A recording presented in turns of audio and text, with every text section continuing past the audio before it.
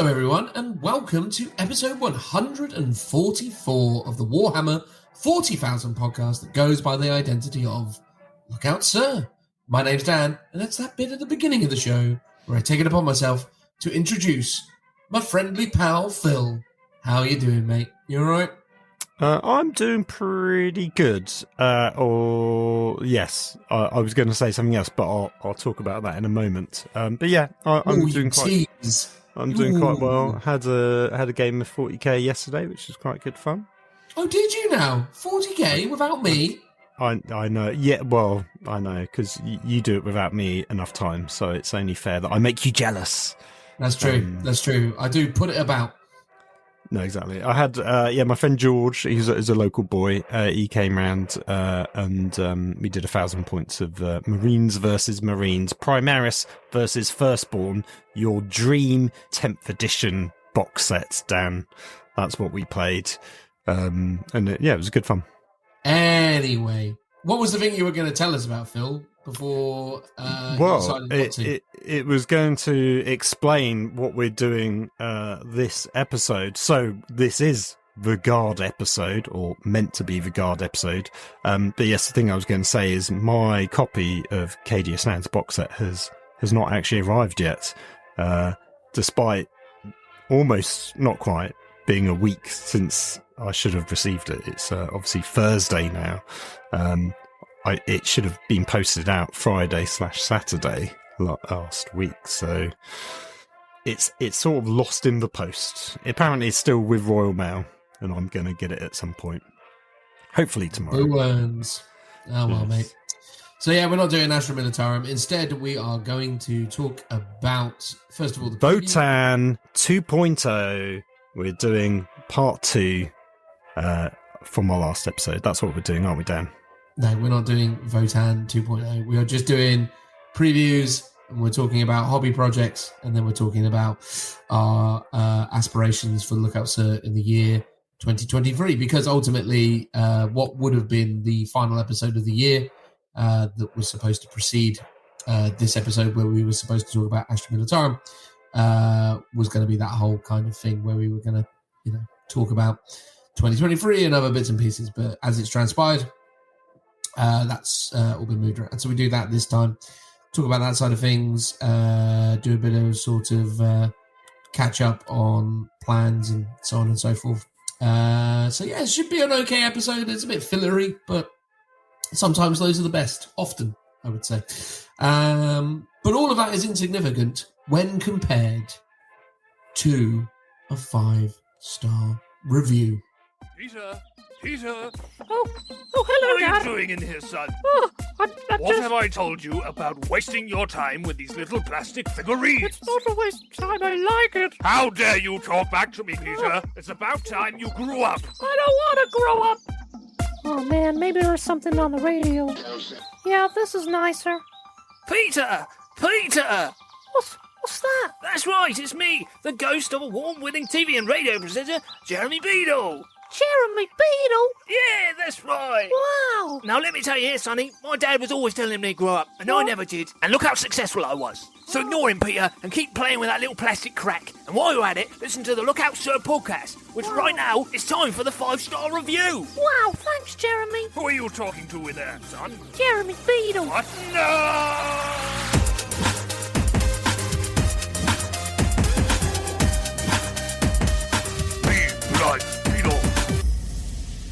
Phil, as is the established format, please have a guess. Let's do Facebook. It is not Facebook. It is Apple Podcasts of the United States of America. We do well, Phil, in the Americas. I believe so. I mean, better than we used to. Gradually speaking. Room for improvement, perhaps. Do they need more hard, cutting edge, competitive chats? And do we need fun nicknames like D-Dog and the Brewster? Who would be the Brewster? Would you be the Brewster? I'd be the Beardster. The Beardster. Yeah. Was the Brewster an actual reference to an actual person in the business of doing Warhammer 40,000 content? I'm not familiar with the Brewster. No, but there are lots of people with catchy nicknames, especially if you're American. I remember Brewster the Bear, which was the mascot of a beer company. I mean, that would make sense, being called Brewster, I guess. Yeah. I remember one summer they were giving away these cassette tapes that, featured a medley of different summer songs, but introducing him was Brewster the Bear. It would be like the first thing you would hear was, "Hello there, I'm Brewster the Bear, and I'm bringing you whatever the beer company's summer hits." It's weird to have a kid-friendly mascot for a beer company. Well, indeed. I don't think that was their intent, that it was necessarily kid-friendly, but it definitely worked for me, As a young 16-year-old... proving my point exactly. Exactly, acquiring my cassette tapes from the local one-stop. I became quite a drinker that summer. Well, it was a simpler time. It was a simpler time indeed. Much like this 5-star review, Phil, which reads, "Core Blimey, 5 stars," and comes via the way of Douche 4791. So Core Blimey, 5 stars, which is, of course, a prerequisite of being in the 5-star review segment. If you'd like to be like Douche 4791 and leave us a 5-star review, you can do so in all the places where you are able to do so. But if those places are not iTunes, Spotify doesn't do it, iTunes, Audible, or Facebook, you'll need to let us know because we don't know about it. Also, the best way of supporting this podcast, not least, is 5-star reviews, but is mostly Patreon. So, that's a thing. And there's merchandise as well. And it won't shock anyone to discover that despite our hopes and dreams, we won't be doing any seasonal specific merchandise because we're lazy. Oh, you never know. In fact, I've got something to tell you about that, but I'll talk to you about it offline afterwards. Ooh, teasing a reveal yet again. Well, not really, but show. But who knows? Ooh. Some Lookouts branded mistletoe, no doubt. Yes, come kiss me, Dan. If only we weren't separated by many miles. Ooh. Well, I'm coming to your Saturday. I'll make it happen then. Oh, wonderful. There you go. That's not in the least bit disconcerting. Anyway, Smooching.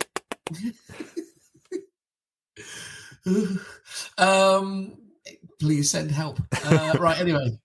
Core Blimey, 5 stars from Douche4791.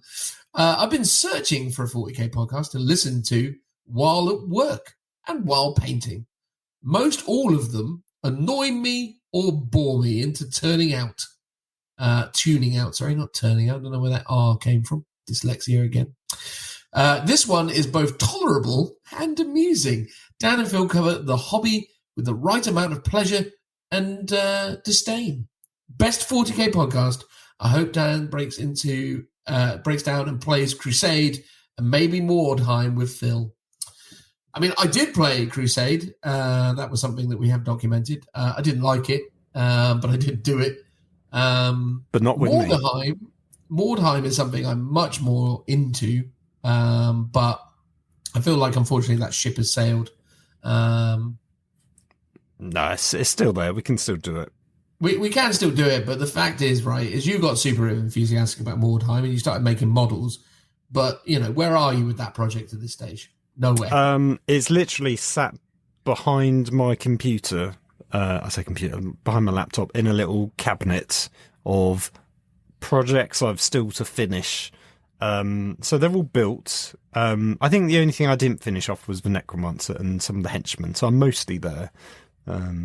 So I'm still up for it. And, we know a few people like Danvers. He's got more time, more band on the go. He does. Even friend of the show, Toke, he's actually started one recently. So, I mean, he only lives in another country, but it's still another person that we know. I like the fact that Danvers doesn't get to be friend of the show. Yeah, he's just very quiet in the chat, that's all. Is that what it is? We're disappointed. Yeah, I mean, I'd like to think he listens to it, but, I'm not 100% sure. Well, if he is listening, let us know, mate. Eh? And then you'll be upgraded to friend of the show as well. That's all it takes. Anyway, talking of friends of the show, we got this individual who left us a 5-star review. So why don't you, Phil, say thank you very much to this individual, Douche4791. Well, thank you very much for your kind review. Was it something like cynicism and fun? Did he say? He said it was the right blend of the right amount of pleasure and disdain. Pleasure and disdain. See, I like to feel like you're the pleasure and I'm the disdain. I feel like in terms of that what we may bring. have been true once upon a time, but it feels like potentially the pendulum has swung. Well, I mean, possibly. I mean, it probably just goes in roundabouts as to which of us is the good cop and the bad cop of the show. But I'm glad you like it. Yes, Dan should play Crusade with me and some more time at some point. And on that day, I imagine hell would have frozen over. But we could live in hope. 2023 projects. It could be one of those. We could squeeze it in. I feel like it's more likely that hell will freeze over because it will take you that long to get around to painting your Mordheim force. Well, here's the thing. There's no motivation for me to do it other than it'll be a nice project for me to do, right? If I was actually going to be able to play it with someone, then I would make more of a concerted effort to finish it off. That's, I think, tends to be how I prioritize the projects that I'm going to be working on. Will I be using it in the immediate future? Okay, cool. I'll work on that next. Is it something I'd love to do, but I'm never going to, like currently Mordheim? Goes to the back of the queue. Sounds like a series of elaborate lies to me, but yes, it's what I tell myself to make myself feel better. Indeed. But sincerely from myself, thank you very much for your 5-star review. It was appreciated. And obviously thank you to everyone out there listening to this and or supporting the pod in whatever way you are. Just listening is enough. So thank you so much. We're going to get on with it now. Transitional noise.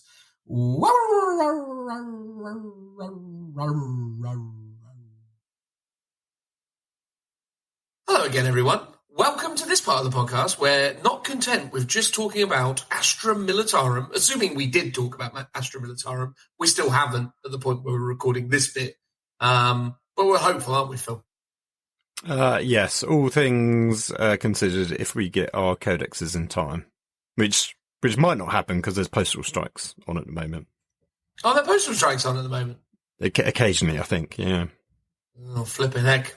What are we going to do if not that? I guess we'll work that out. We will have already... Well, maybe it's just this. It might be this. Big old song and dance of this bit, which is us talking about, of course, the latest round of previews, because we love a preview here at the Lookout Sir Warhammer 40,000 podcast, as too does Warhammer Community.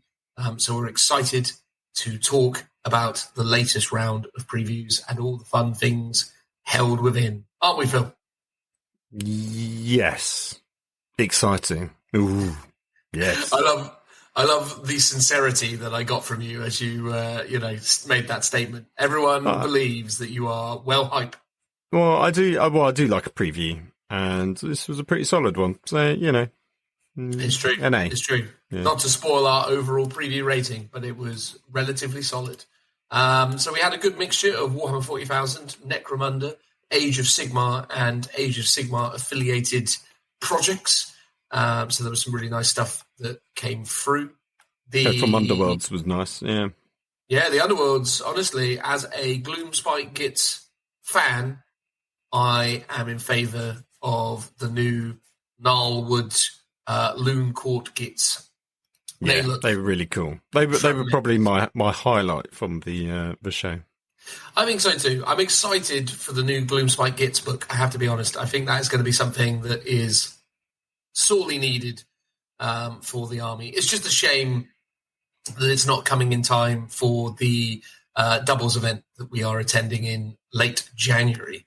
Unless, of course, it is, Phil, in which case I suppose I can pivot at the last moment. Pivot. Yes, that is true. That's true. Maybe if we don't talk about Astra Militarum, we'll be talking about AOS. Maybe we'll do a bit more on our doubles chat. Potentially.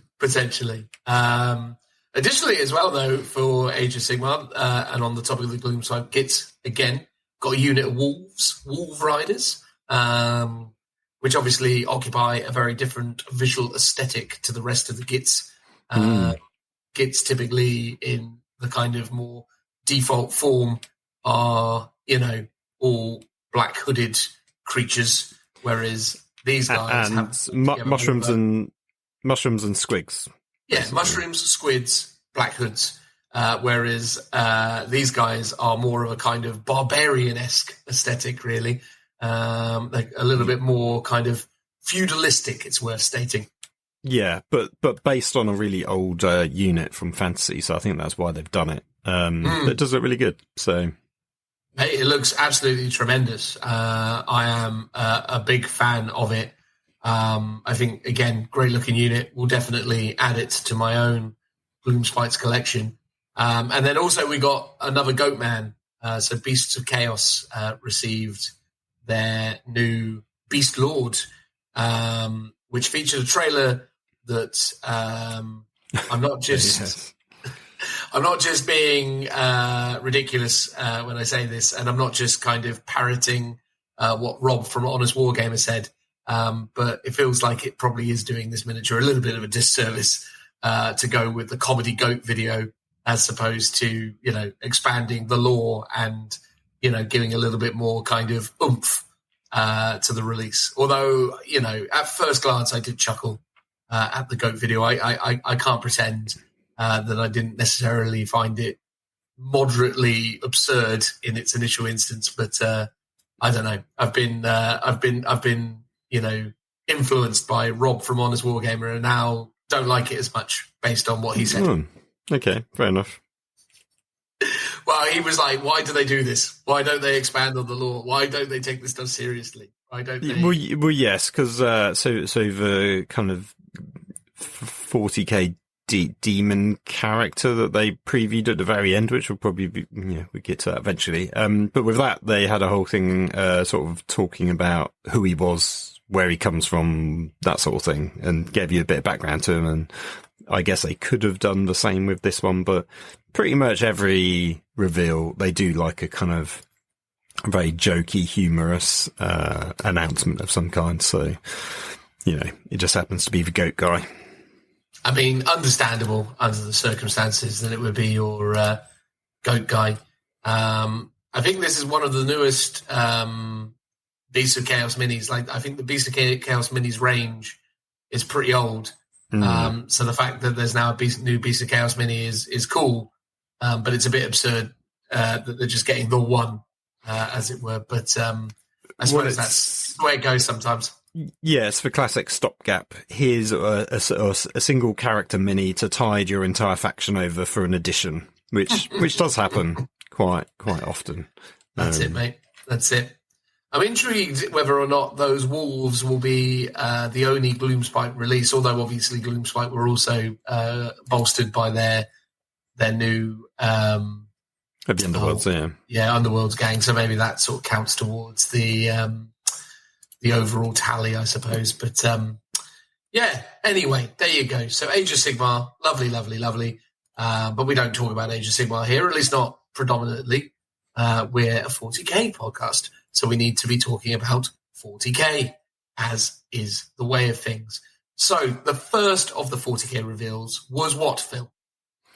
So it was all Khorne World Eaters stuff, basically. So the first bit was the 8-bound, which is a brand new unit, as far as I'm aware, in terms of lore.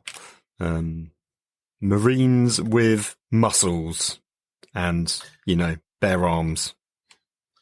Yeah, this is a entirely new unit. The 8-bound are essentially a possessed unit. Is that broadly correct? Yeah, because they're possessed by 8 different demons, all in one. I don't know how they've got the room for it, but apparently it's happened. They've squeezed them all in there. It's intriguing that they haven't become more mutated as a result of having been possessed by 8 individual demons. I mean, obviously there is varying degrees to the possession, I suppose. Some of them... Well, yes, because they talk about that they emerge triumphant, so I think they have to have a battle with the demons for control of the body and end up sharing the body. But maybe there's some, if they lose, they just become like spawn type. Or just regular possessed, I guess. Maybe, yeah. Perhaps. These are those that have essentially tamed the demon that now dwells within them. Yeah. I mean, I like this unit in terms of, what it represents. I think from a design perspective, it kind of embodies a number of those more odd design choices when it comes to certain Games Workshop model ranges. I think I look at these guys and they remind me very extensively of the Wolfen from the Space Wolves. I think there is a lot of Wolfen in these guys. But again, I think, it's cool that they're taking the concept of World Eaters and seeking to add new interesting units to them. I had assumed that we would just be looking at modernized versions of Horus Heresy units. I just thought, they'll get their Red Butcher Terminators, whatever they're called, and they'll get their specialist units from Heresy just ported across, and that'll be the end of it. But it's actually quite nice that they've decided to go, no, we're going to do a bit more kind of, synergistic stuff with demons because... that makes sense. Yeah. Well, at the end of the day, the World Eaters are, a few sandwiches short of a picnic when it comes to their general kind of disposition, I suppose. They have through, indoctrinating the nails into their heads, had a very kind of angry outlook at everything. So it's probably not super easy for these guys to, explore the nuances of the relationships with the unborn demons of the warp, the neverborn. Sorry, I think that's what you're supposed to call them. So yeah, it's nice that they've kind of introduced stuff that shows how they kind of interact with demons and how demons are kind of incorporated into their ranks. Because obviously in the case of like Thousand Sons, it's very obvious because they're all psychers, how that works. In the case of Slaanesh, you kind of see that kind of, that synergy through the possession and the fact that Fulgrim is very much a demon creature. And even with like Nurgle, you can see where those synergies reside, again, because of the whole, fact that they are, again, psychers and, there's obvious connections. Whereas with Khorne, they've always been, or rather, sorry, World Eaters, they've been very, not into all the psychic stuff. So how do they, align with their demons? And this is a quite nice example of that. They fight them for dominion, which is an interesting play. I think they're pretty cool. I'm okay with these. I don't love them design wise. They're not my favorite looking minis ever. But I don't hate them. I think within the design template that is possessed Chaos Space Marines, they're fine. They're almost good, not great, but not bad.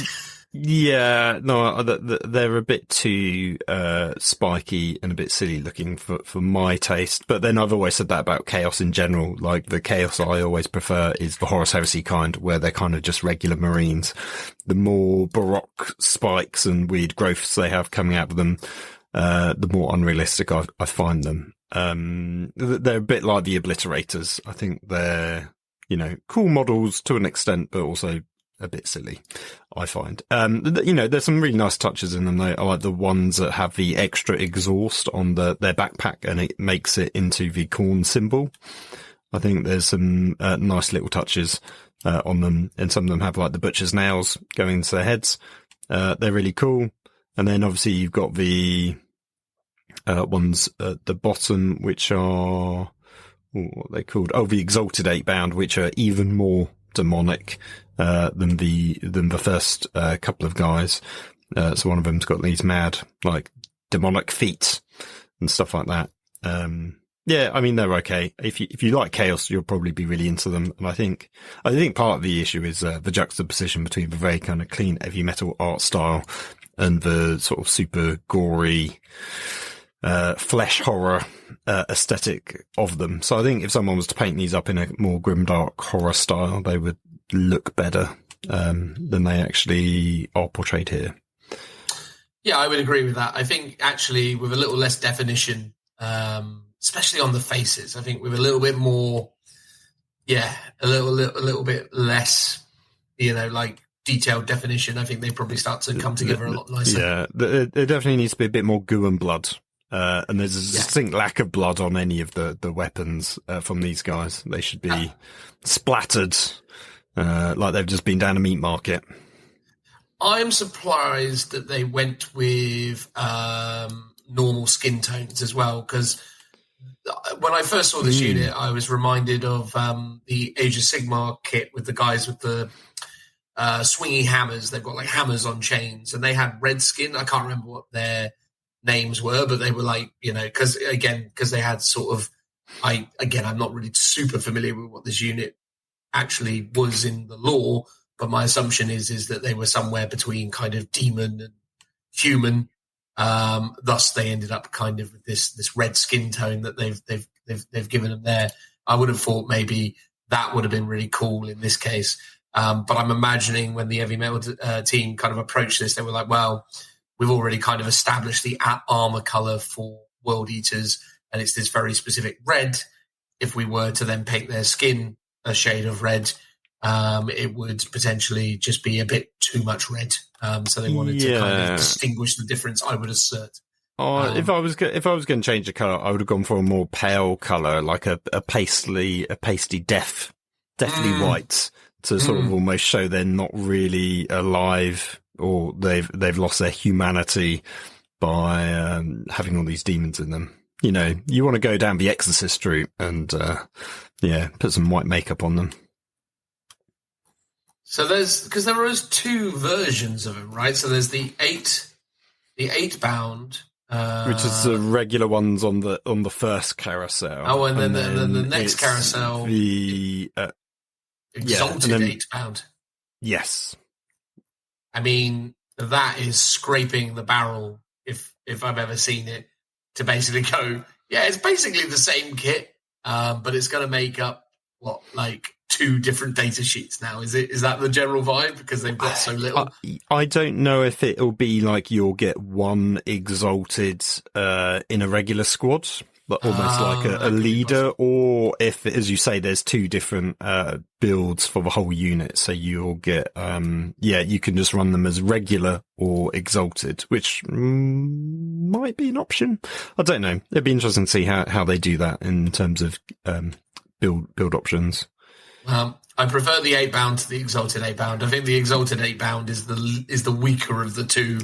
As it same. I just think it's really hard to pull off that kind of the flesh horror between the demonic elements and the human elements, and it's like the Hellbrute I always thought was a bit of a silly kit, and it's that same sort of thing, like weird claws attached to a regular bit of dreadnought. Just sort of always seems a bit odd, or you've got like a clawed foot or something. It's just it just seems a bit odd. The more regular guys look better here, I think. I actually really liked the original Hellbrute that came in Dark Vengeance. I thought that Hellbrute was great, but when they did the multi-part kit, I was a bit like, doesn't really kind of carry over the same energy, as it were. I thought the easy build Hellbrute was okay, but the multi-part didn't quite set my world on fire. And on the topic of not setting my world on fire, we then follow up with the Jackals. I actually really like these kits, right? Like, I'll get that out of the way straight away and say, yes, okay, as a kit, they're pretty cool. I'm not entirely sure why they've all got this, weird blood bag thing that they're doing. I appreciate they're probably trying to mimic aspects of Mad Max. I was going to say, what was it, Fury Road? The point is, though, is regardless of the, IP infringement and or general kind of appearance of the miniatures, I don't understand. To me, right, here's my problem with them. They don't fit my fantasy of the cultist. The cultist, to me, shouldn't ever be this capable, is my concern. I understand that, you could have some muscular ones and ones that maybe take the business of being fighty a bit more serious than others. But I find it such a sort of basic interpretation of cultists to be like, well, they're the World Eater cultists, right? Yes. So they're more fighty than regular cultists. And it's like, I can kind of get behind on that, I suppose. But then, to take it to the extent that they're all jacked and they've all got this special equipment that's, feeding blood into their bodies, and they've got all this kind of stuff. Like, cultists are, meat for the grinder. They're not supposed to be capable to this extent, in my opinion. I like cultists the way that they're portrayed, mostly in Dawn of War, to be honest with you. The groveling, sniveling creatures that are, yes, I will build it for you, and go off and do their thing. Although I think that's not actually a cultist. I think that's some other unit type, the builder one. But even the cultists themselves, they were Andy. They were all right. But obviously, because they've given in on any kind of discipline or any kind of self-control, they've fallen victim to chaos and descended into a life of self-fulfillment and gluttony and all this other bad stuff. They're all very, I don't know. I think it's sort of to me it was like, I knew you were going to go down the fighty cultist route for Khorne, but I didn't want them to be this. I wanted them to just be maybe a bit wiry and a bit more maybe a bit more fighty. But not quite. I don't know. These guys just come across a bit too capable for me. They look a bit too literal, as it were. Too hench. Yeah, that's my thing. It's like, I don't know. It's difficult to articulate what my issue is with them, because I like the minis, and I understood from the outset that this was probably the direction they were going to go. I thought we were going to get fighty cultists, but I feel like they're just a bit too capable, and that's my minor bugbear with them. But I like the unit. I think my thing is with them is I was excited about them because I was like, oh, cool, another cultist unit. Or it's probable we'll get another cultist unit for World Eaters, and that could be something extra to add into this overarching argument that I'm having, that maybe a cultist army is a feasible option. Yeah, it should be. Hopefully one day. Hopefully one day. But I think the thing is with these guys is like, I mean, I suppose I could put a unit of these into a cultist army and be like, there you go, there's some fighty cultists, and they're like an elite cultist thing. But then I suppose that's where my issue really kind of, permeates, which is the notion of an elite cultist is where it all kind of becomes weird. Like, I don't mind elite cultists in the sense that it's a possessed cultist, or I don't mind elite cultists in so much as it's like the weird dark leadership that, basically all the cultists that they've given us in the confines of standard Chaos Space Marines, I'm okay with. These to me were just a little bit, because who's training these guys? Who's tolerating them? I don't understand whether World Eaters would allow all of these puny Umis to be running around pretending to be them. I think they'd probably be really insulted by that and just, smack them down. I just couldn't imagine World Eaters being like, come on, my little jackal friend, let's go and train. It's just like, it just doesn't seem. But I think they're pragmatic enough to go, send this fodder in to get shot up first. And if they're blessed and survive, then great. But if not, we're coming in and taking the prize sort of aspect.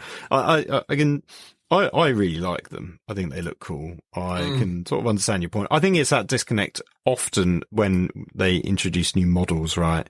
And same with Lord Solar model. It's like it creates this disconnect between what you had as the perceived canon of the setting, or at least head canon, right? Like, this is what you want out of cultists.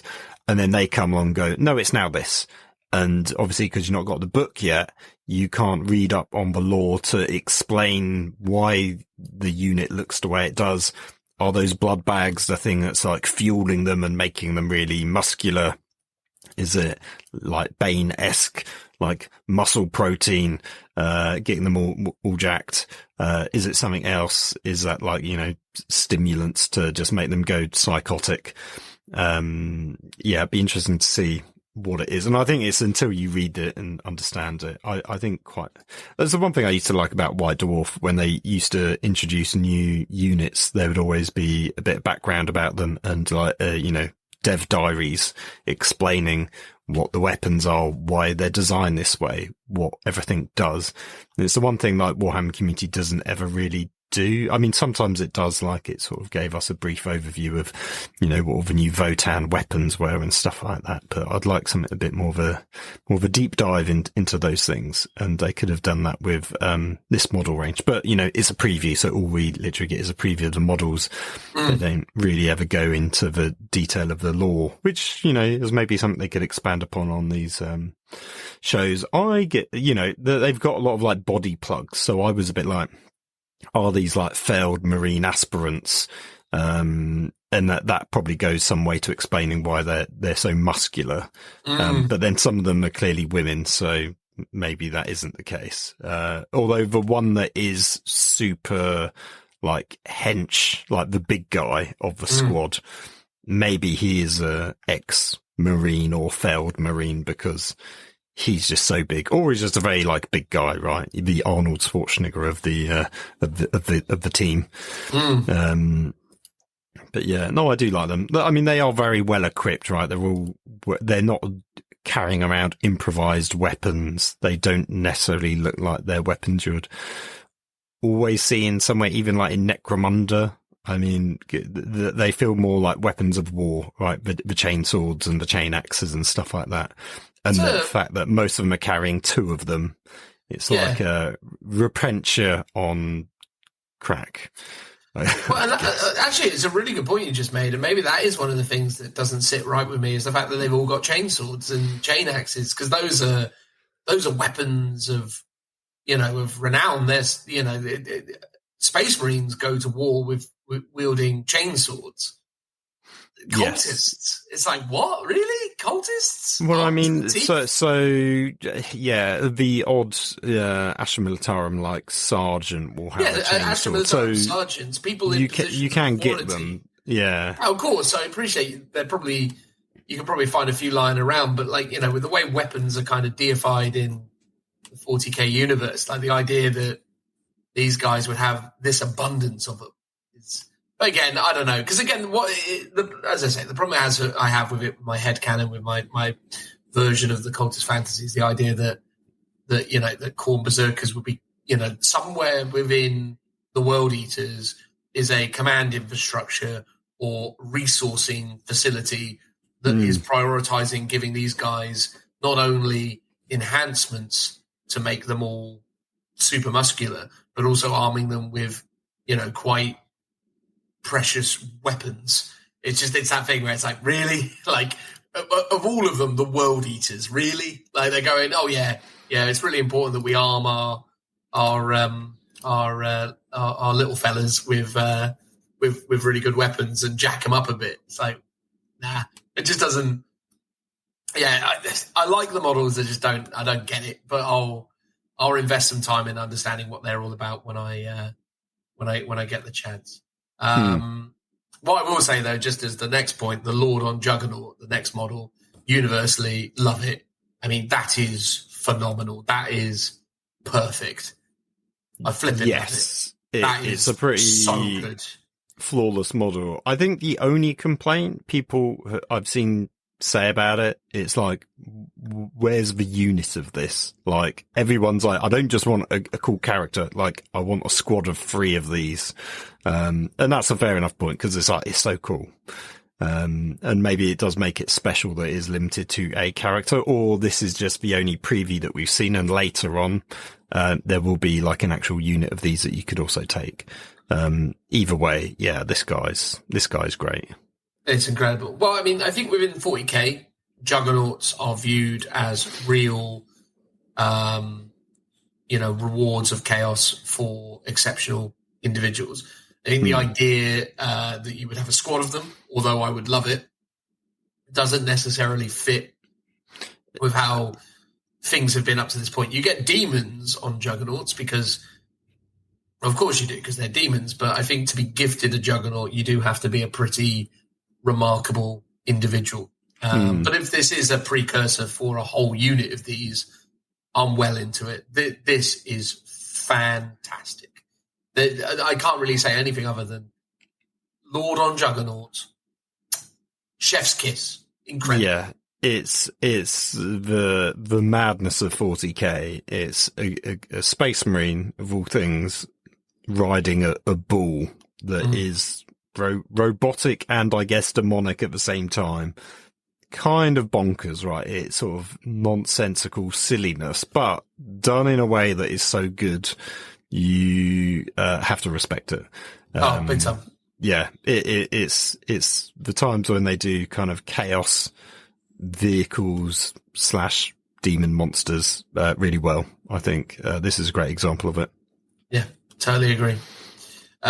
We then get some photos of various so this is where they explain that you just get regular Terminators yes that are painted red, and you don't get a unique squad of Terminators, which I can sort of understand because maybe they've gone, but they just would look like regular Terminators.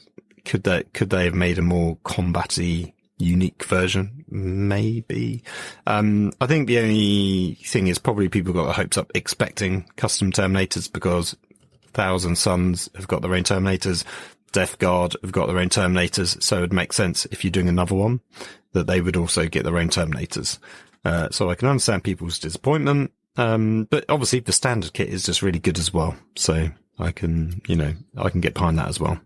Yeah, I think I was definitely amongst the people that were a little bit disappointed by that, because obviously, as you've just correctly said, the other Chaos armies have Terminator squads. I mean, Death Guard have multiple Terminator squads. So it is a shame that World Eaters don't get that same treatment. But at the end of the day, I think the new Chaos Space Marine Terminator kit is adequate. I think it's good, in fact. So the fact that they are getting those, I'm totally fine with. Obviously, they've got the Land Raiders. I've heard from people who seem to know things that the Land Raider is pretty much it in terms of their vehicle selection. I think they get that and the Rhino, and then from there on, it's pretty much non-existent. One little detail that I loved. But they not get things like Hell Brutes. I don't think they do, I mean, again, I don't know for sure. Let's not speculate on that. I've heard various people say various things. So I'll just wait till I know for sure before saying anything. Yeah, but I've heard there is restrictions to what they could access versus other Chaos Space Marine armies. But that's in line with what happened with Thousand Suns. That's in line with what happened with Death Guard, right? Like Death Guard are very limited in terms of vehicles, although they have a very healthy range of their own vehicles now. But Thousand Suns are pretty limited. So yeah. One thing I did notice as well that I quite liked in the top photo, so obviously you got Angry Wrong in the left, you got some World Eater Khorne Berserkers running towards Dark Angels. You got the World Eater's Demon Prince in the middle there, which is the new Demon Prince kit that is being released with Slaves to Darkness, Age of Sigmar.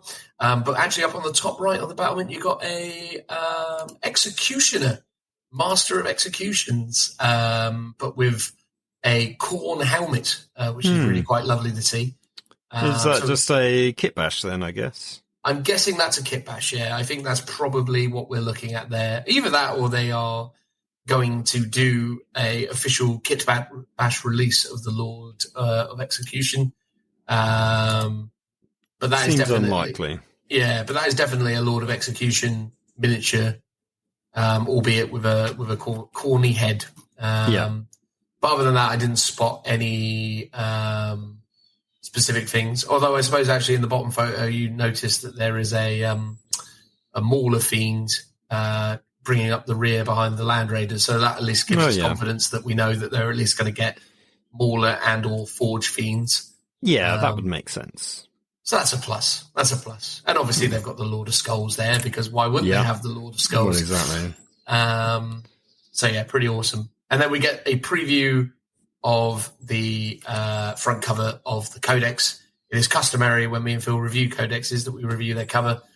So I'll keep my opinions on it relatively neutral at this stage, because maybe when I see the picture in reality, I might feel differently about it. But looking at it from the outset, I think it's a good one. I think it's in the upper tier. It's in the upper percentile, I'd say. Yeah, he's definitely got some muscles on that guy. Don't he ever? And there's no doubt that they are collecting skulls with the one little thrall fella holding them up to their master. Yeah, which is a beautiful detail. I'm assuming they've just gotten done polishing it up, and they're like, "Look, master, bring you." I found one. It's not particularly hard, though. I mean, look how many he's standing on. It's it's like finding a needle in a bed of needles. It's just ridiculous. Anyway, so that's World Eaters. Overall, I'd say that this has been an interesting process with the World Eater reveals, because I've gone from being super excited about them to being about them to now being still a little bit towards There's some stuff in this that I love. I love the Berserker minis. I really like Agron. I really like the Jackal models, but they don't necessarily fulfill my expectations. I'm not super into the 8-bound, but the Juggernaut Lords are by far and away some of the best 40k miniatures I've ever seen. So it's difficult to know. It's difficult to know whether or not World Eaters is going to become a new army for me at some point. But I am. Yeah. I'd say I'm more positive than I am negative at this stage. I think they're looking cool. Yeah, no, that's true. That's good. Because I remember when Votann came out, I was like, oh my God, squats are back. I'm going to do this. And then as the releases came out, I was like, yeah, no, I'm not. Because I just got steadily more disappointed with the model range. Despite them having some cool bits. But yeah, it'd be interesting to see what your final take is when the Codex comes out.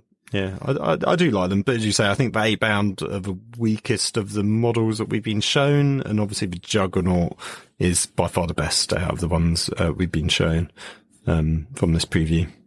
Yeah.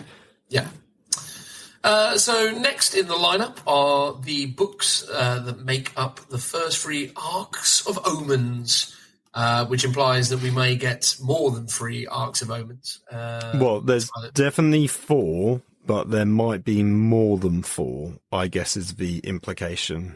They've confirmed 3 of them in terms of characters. One of them is an Ordo Xenos redacted book, so I guess that might be a new Xenos character, considering all but Abaddon are new models and kits coming out, so you can sort of speculate on that one.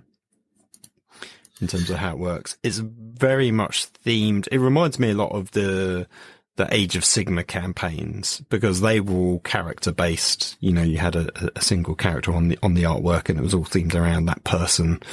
Like, you know, you had Kragnos and stuff like that. So if they're doing story campaigns in that style, that's good, I think. Although I think the bit that's odd is, especially with the first one. Which I guess is just Abaddon. Yeah, Arcs of Omen, Abaddon. It's like there's maybe looks like 15 pages of 15 pages of lore. And then the rest is actually all boarding actions. So I find it odd that this is really a Warhammer 40k supplement in the guise of a campaign book. But I guess the campaign is all about boarding action, so maybe that's fine. But part of me was like, oh, it's a bit odd. Because, back in the day, you didn't really get it in 8th edition. But in 7th edition, you had loads of supplements. You had, I want to say Escalation, but maybe that wasn't it. It was the one with all the super heavies. Yeah. Well, so first of all, you're thinking of Apocalypse. No, you had a books in 7th edition specifically. 7th edition. Overlord. Spearhead. Was it called Spearhead? I thought it was something else. Or it could have been Escalation, actually. Yeah, it was Escalation. You had Strong Point, which was all the fortifications. I think Escalation was all the Lord of War units as data Cities of Death, which was Cities of Death. Did they do Cities of Death in 7th? But I have done in previous 5th edition book now that you're saying ones. it. Yeah, and then they did. It wasn't Aeronautica, but it was the Skies of Fire. Or Skies of something like that. Yeah, or Skies of Death, maybe. That was the always Death. Skies of Skulls. I know, and that was all the airplanes and flyers, basically. Yeah. And they were specific supplements, which had obviously extra rules plus all the units for it. And it feels like this is a supplement, but it's done in the theme of a campaign. But I guess the whole campaign is themed around that whole concept of boarding action, so it sort of makes sense. Well, it seems like a mistake to me, right, based on what you're saying. If all this is actually a supplement for the rule set, why are you calling it? I know why they're doing it, because this is them basically, because, Games Workshop love releasing books, got to keep releasing books. The Guard Codex has obviously just come out, but it's going to officially come out fully in January. Then you're going to have World Eaters. And then once that's done, that's all your Codex is done.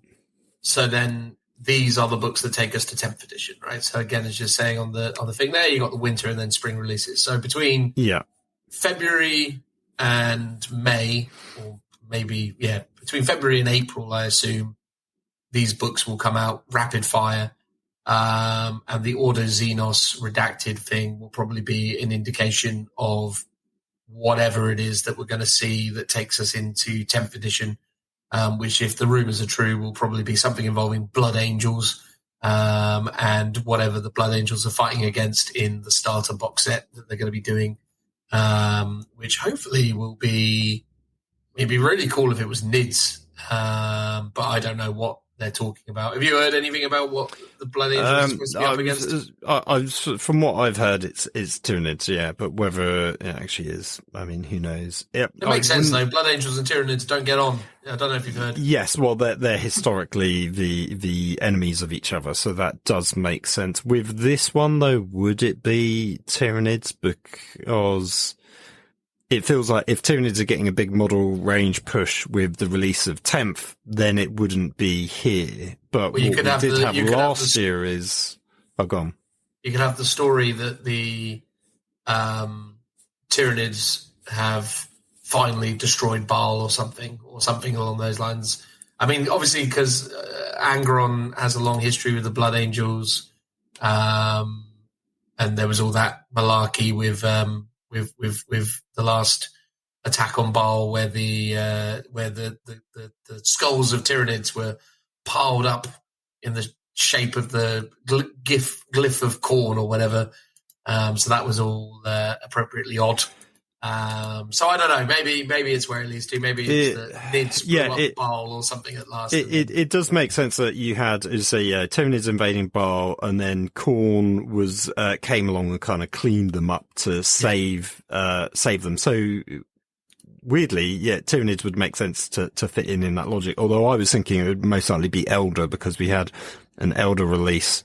Was it beginning of this year? I think it was. Beginning of this year, yeah. And then I was always saying there's going to be like a season 2 of this release. There's going to be more to finish off the plastic range. Ooh, so that'd be nice. Actually, if this was Elder, that would fit in quite well with them. And then it would be Tyranids as part of 10th edition. But, who knows how they're going to thread this needle and tie it all together. It'll be interesting to see, for sure.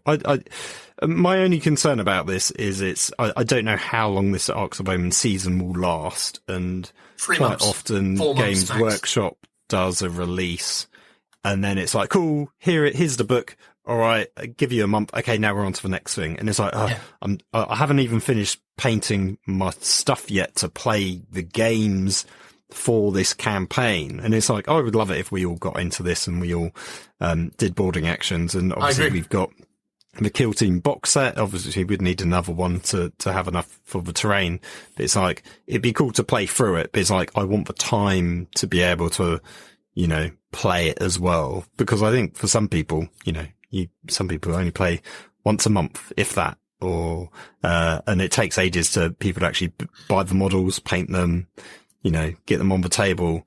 And quite often by the time that's happened, Games Workshop has just moved on to the next thing. And if by the time 10th edition comes around, everyone's going to be so excited for that. No one's going to care about Arcs of Omen or playing boarding actions anymore. Unless, of course, Games Workshop still support it afterwards as like an ongoing thing, which would be great. Really but quite often with these things they're one and done stopgap things that no one ever cares about afterwards, which would be a shame because it's a cool concept. I've been saying it most of the year, like Zone Mortalis should be a thing for 40k and we should be playing it on a regular basis because it's a nice middle ground between Kill Team and big 40k. It's that smaller point, 500,000 point games where this would fit in perfectly. So yeah, I really hope it becomes integral or integrated maybe as part of the 10th edition. But yeah, I'm keen to see how the story's going to progress. Have you been watching the Arcs of Omen, like Friday reveal videos that they've done? No. Because the first one was the Emperor, I think it was. Like, because it's all tarot cards, right? So the first one was the Emperor. The second one was Abaddon. The third one, which they revealed this week, was the Silver Key, which I've got no clue as to what that's meant to be about. So it'd be interesting to see what it is. These going out on Warhammer Community, are they? Yeah, they go up on Warhammer Community every week and on YouTube as well as like a little video where, I mean, my only downside is that the artwork's okay, but it's not John Blanche, who has done tarot cards before. And if you're going to get anyone to do a tarot deck, it should be him. And he's always talked about it, but he's like, it's just takes too much time. So I'd have loved it if it was his artwork. But you know, the ones that I have used is adequate. Let's say it's okay. You can't complain about it, other than it's not John Blanche. Exactly. You can't complain about it, but yet here you are. Yes. Yeah. Look, I think, you know, just speaking really quickly to wrap up Arcs of Omen, because I think, you know, these are things. It is what it is, right? You're absolutely right. It's a series of what will eventually or most likely be underwhelming books that add some nice, interesting flavour to the game if you're willing to participate in that. But for most people, will be a bit of a non-event. I like the fact that they're not doing army rules in these books. I think that's really good, although by all accounts they're going to be introducing some unit rules in them, which I'm fine with. Well, yeah, because the first book is the core rules, right? And a bunch of missions. So it's like, what are they going to put in the other books? If not, like, I don't know, to me it would make sense that they would do, here's some unit-specific rules for certain armies, you know, but I don't know what they would be. And I don't know, what just they're going to put in those books to make them interesting. Maybe it's just more missions, or maybe it's specific narrative campaigns. It's like, okay, here's a named space hulk that you're going to go on board, and here's some like historical, almost like legends missions, which is how they used to phrase it in previous campaign books. So it's like, okay, it might be before it was, you know, Marines versus you know, World Eaters. This was the historical in our lore setting, how it played out. You can recreate it with these army lists, sort of thing. It'd be, I think it'd be cool to see what they're going to do with it. I think it'll be a good series, but how long it lasts for, how much you actually get to play it and stuff, I think will impact on people's perception of whether it was a good book series or not, I guess. I think one of the things that's always interesting about these books, I suppose, as well, is when they're so close to a new edition, and yet, as has been historical with these, how little effort is actually put into making them compatible with the new edition. So we'll hopefully see if that remains the case on this one. I would love it if it wasn't the case. I'd love it if, for the first time in a long time, we ended up in a situation where, oh, look, these are totally compatible with 10th edition, and it all works wonderfully. That would be lovely, but I strongly doubt that's what we'll see based on historical precedent. I don't know if it basically is saying you play a game of 40k, but here are the few things you change. So it might be, okay, you get specific stratagems. They talk about on the contents list. Okay, this is how you muster a patrol. So this is how you build your army, and then you've got some extra things like enhancements. I presume that's like war gear and stuff you apply to units. So the main thing is it feels like you could have 10th edition. 10th edition could change quite fundamentally in terms of how the game plays, and this just bolts onto that still regardless. I guess the main thing will be, are the missions compatible with 10th edition? Are, the stratagems compatible? Because, imagine 10th edition comes out and go, yeah, we're not doing stratagems. Then it's like, okay, well, this feels more like a legacy game and isn't really compatible. But, maybe it will be. It would make sense if they did it with the foresight to make it compatible. But as you say, the Psychic Awakening has mostly been compatible. Like I literally would still be playing, with the Guard one until that codex comes out. So a lot of that had only been overwritten by a codex coming out and embracing a lot of those rules and adopting it into the codex. I mean, in a lot of instances, those Psychic Awakening books were nullified very quickly. Guard are pretty much the only example of the ones that went the distance. Yes, but I think the reason why is like the Space Marine Codex came out for 9th edition straight away, and therefore undid everything or incorporated everything from the Space Marine one. So yeah, how much use you got out of those Psychic Awakening books was all down to how quickly your Codex came out, really. Indeed. But one of the great things about these books and this whole overall preview is the fact that it revealed a brand new miniature, a brand new character within the world of Warhammer 40,000, a demon that is unique in the case that does not presently cross over into any other Warhammer-affiliated IP. This is a Warhammer 40,000 demon exclusive. I think the first of its kind. I think almost every other demon outside of the demon the demon Primarchs have all been cross compatible from 40K AOS compatible. Yeah, and in some instances Horus Heresy. But yeah, so this guy is a new demon who, similarly to Be'lakor or Be'lakor of old, is aspiring towards godhood. Hasn't got there yet, but is essentially a entity of the warp that is able to manifest itself in reality by interlinking with technologies and machinery to essentially bring itself into reality, which is a really cool concept. It's really amazing to see a demon that is more centered around the concept of demon engines. I think that's really amazing. I think the miniature is stunning.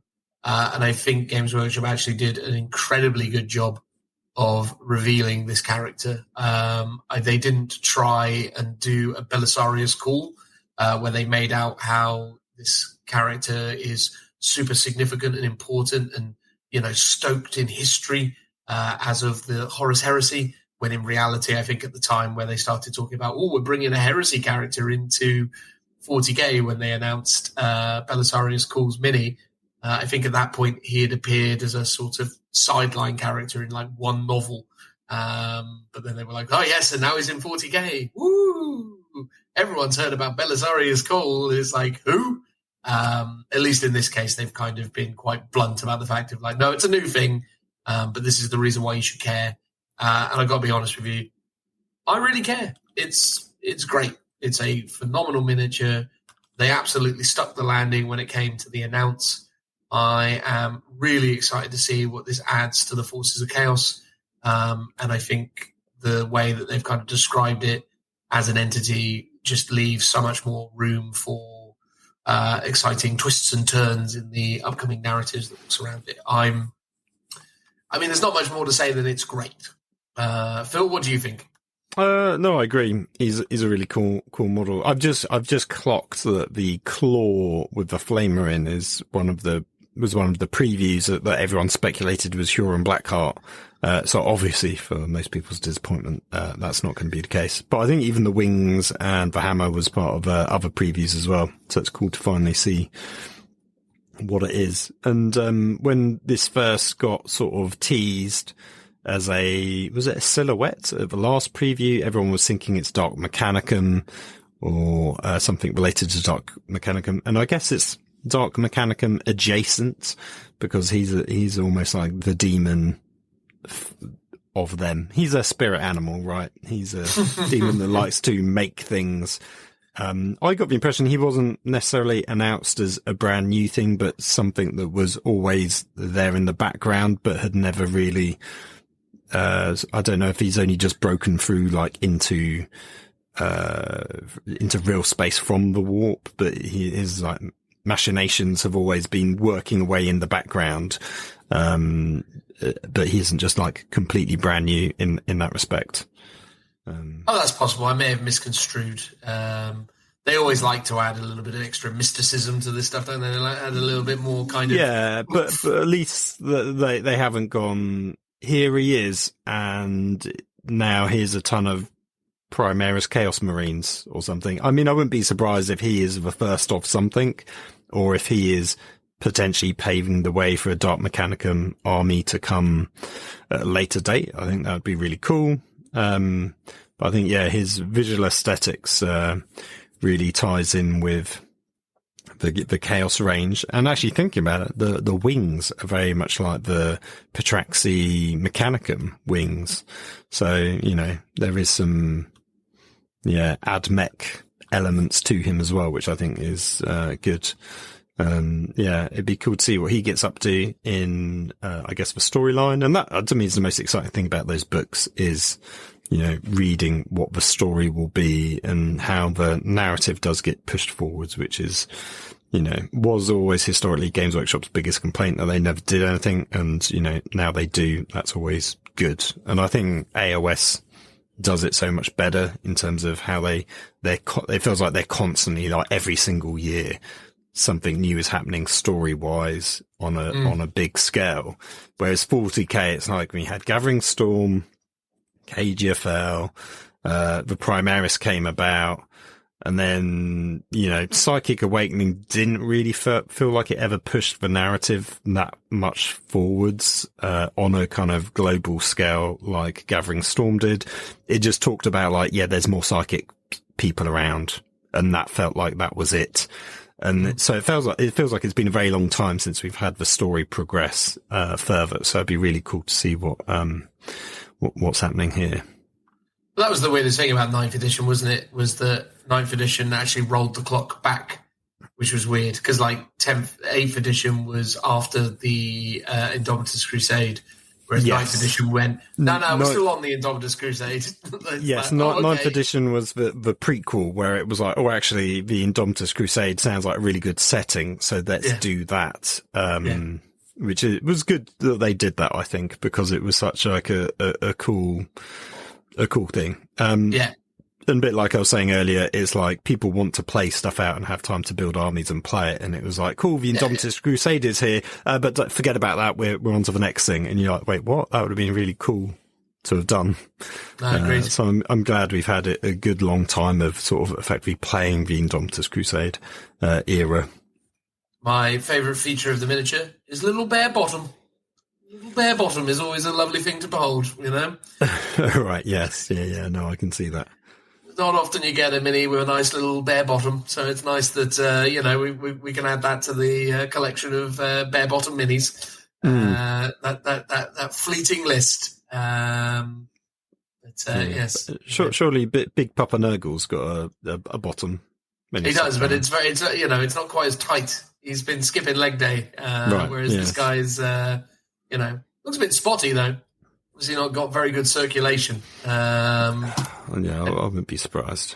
No, exactly. I'd love to see someone, really kind of going to town on the spottiness of this chap's bottom. That's a feature that needs some embellishment. So there you go. That was the preview. There was also Necromunda stuff, which won't surprise you, was amazing. Because I don't think Necromunda has dropped the ball when it comes to miniature releases in quite some time.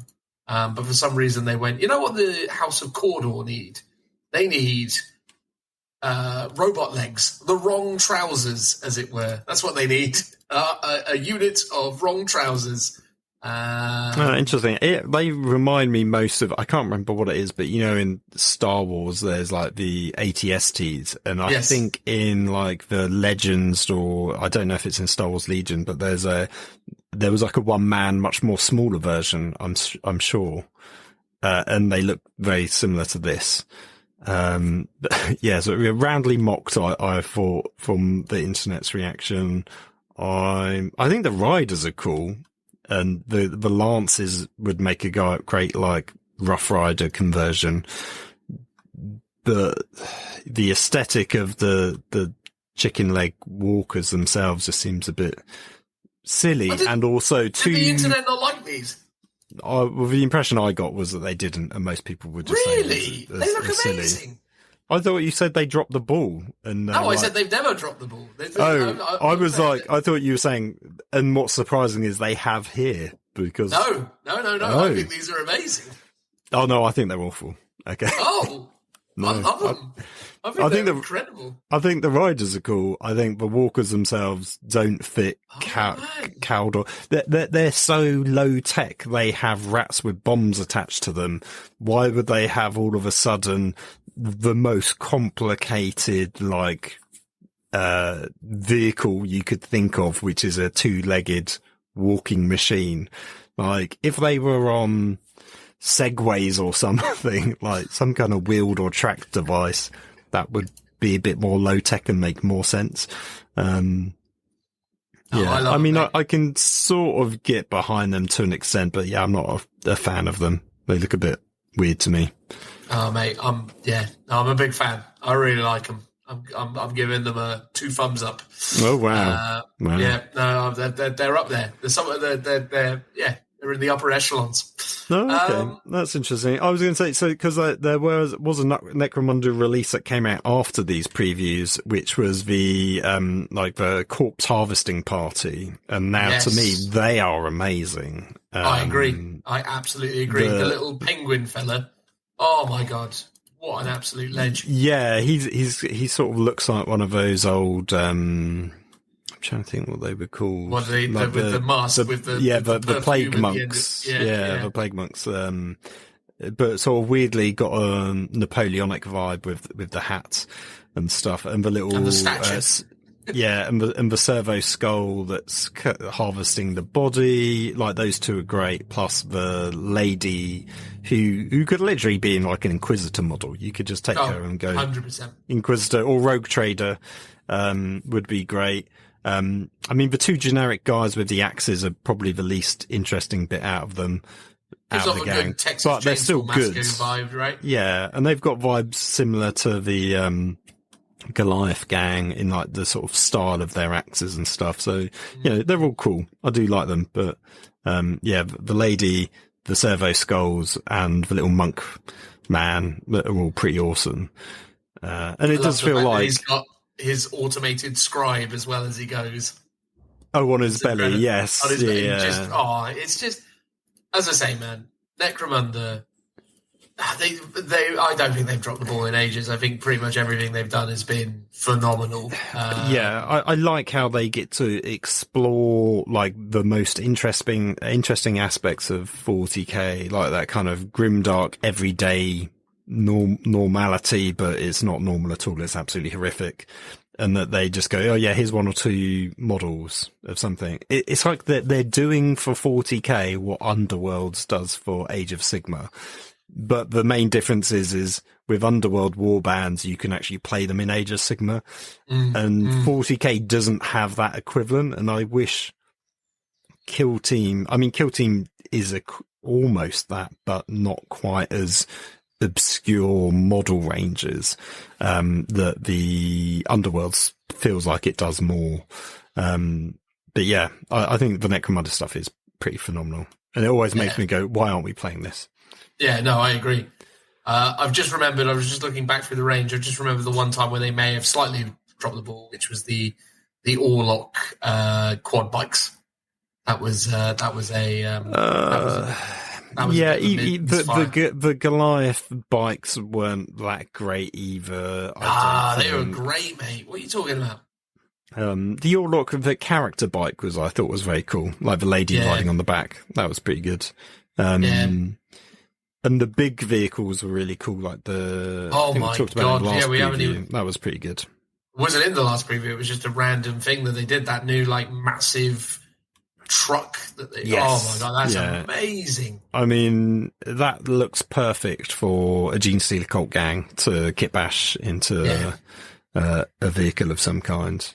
Yeah, that's well, maybe I could be tempted to try it and play some Necromunda sometime soon, but...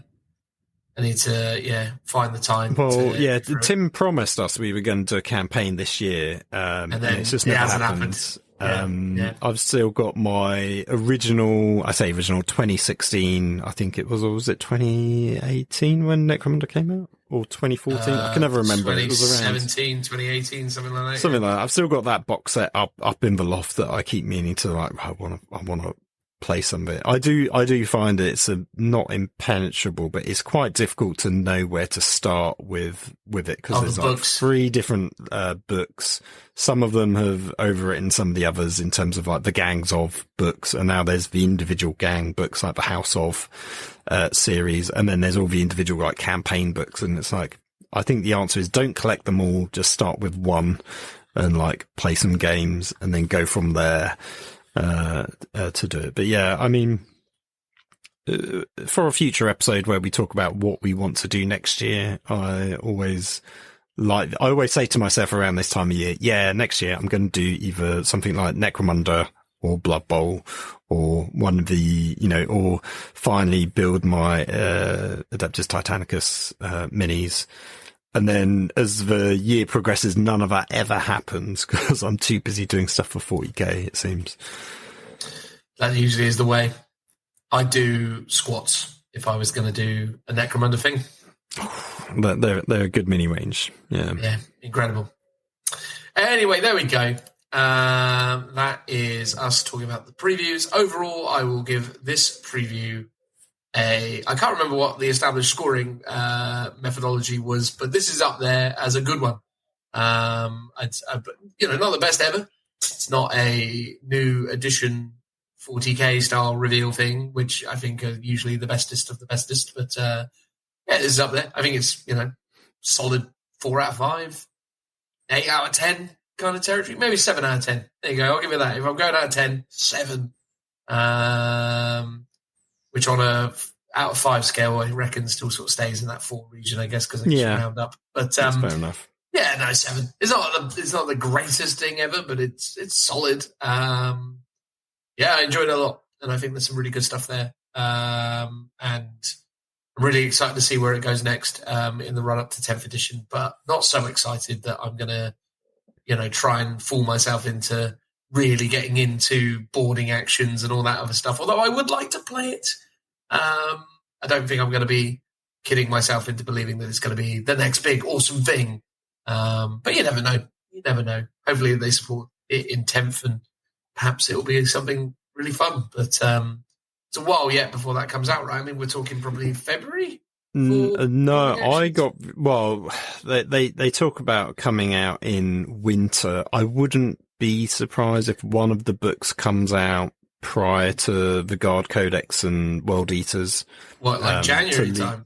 Yeah, like it, or I wouldn't be surprised if one comes out in December, to be honest, even though, get in for the Christmas release, because, December's always like a weird time for Games Workshop where all their big stuff tends to come out in November for Christmas, and then December tends to be, here's like some tools or, paintbrushes and stuff like that, like random gift tat, let's say. And a lot of that, I think, has already come out, although they have talked about all the new tools have come out because the community did loads of previews of that a while ago, so that's all out. So maybe they just do like a book for December, if anything. Maybe it won't be, but I wouldn't be surprised if it's like early Jan, because some of it is coming out in winter time, which is more, we're in it now, right? And winter. I think we're still in the autumn. Are we not winter already? So autumn concludes on Wednesday, the 21st of December. Oh, okay. So Thursday, the 22nd of December. Yeah, okay. That's so how many of those books are due in winter, bearing in mind that they would release them, 2 of them, according to their list. So 2 winter, 2 spring. So that's got to be like like a month apart, let's say, which isn't a lot of time between campaign books, right? If you're trying to get into it, like you've barely, and that first book's gonna, I presume, drop with all the terrain. So basically you've got a month to build and play some missions, before you're on to the next book with, I guess, a bunch more missions and, and maybe another sub-thread of this is how you can do a twist to the regular games with some extra special rules. They're not going to give you a long to play it. I mean, you can play it forever, right? In theory, but in theory, yeah. But before you even started on one book, the next one will be out, and it will be potentially quite a quick pace for these releases, which could be good for people really wanting to get into it, but also really bad that it feels like you've not had a chance to play through the first book to understand or even like read it to like follow along with the story before the next book with the next bit of stories in there. So I think one of my ongoing complaints about 40k is the additions are too quick. Like the cycle of the churn is too quick, and I wish they would let people just sit and play games for a bit longer and sort of enjoy the moments, as it were. Gotta keep chasing that money though, mate. Times is hard. No, that's true. Sell. Anyway, there you go. That was us doing that. Thank you very much for checking it out. We're going to move on now to whatever it is we decide to do next, which is probably an outro, but we'll find out in a moment. Transitional noise.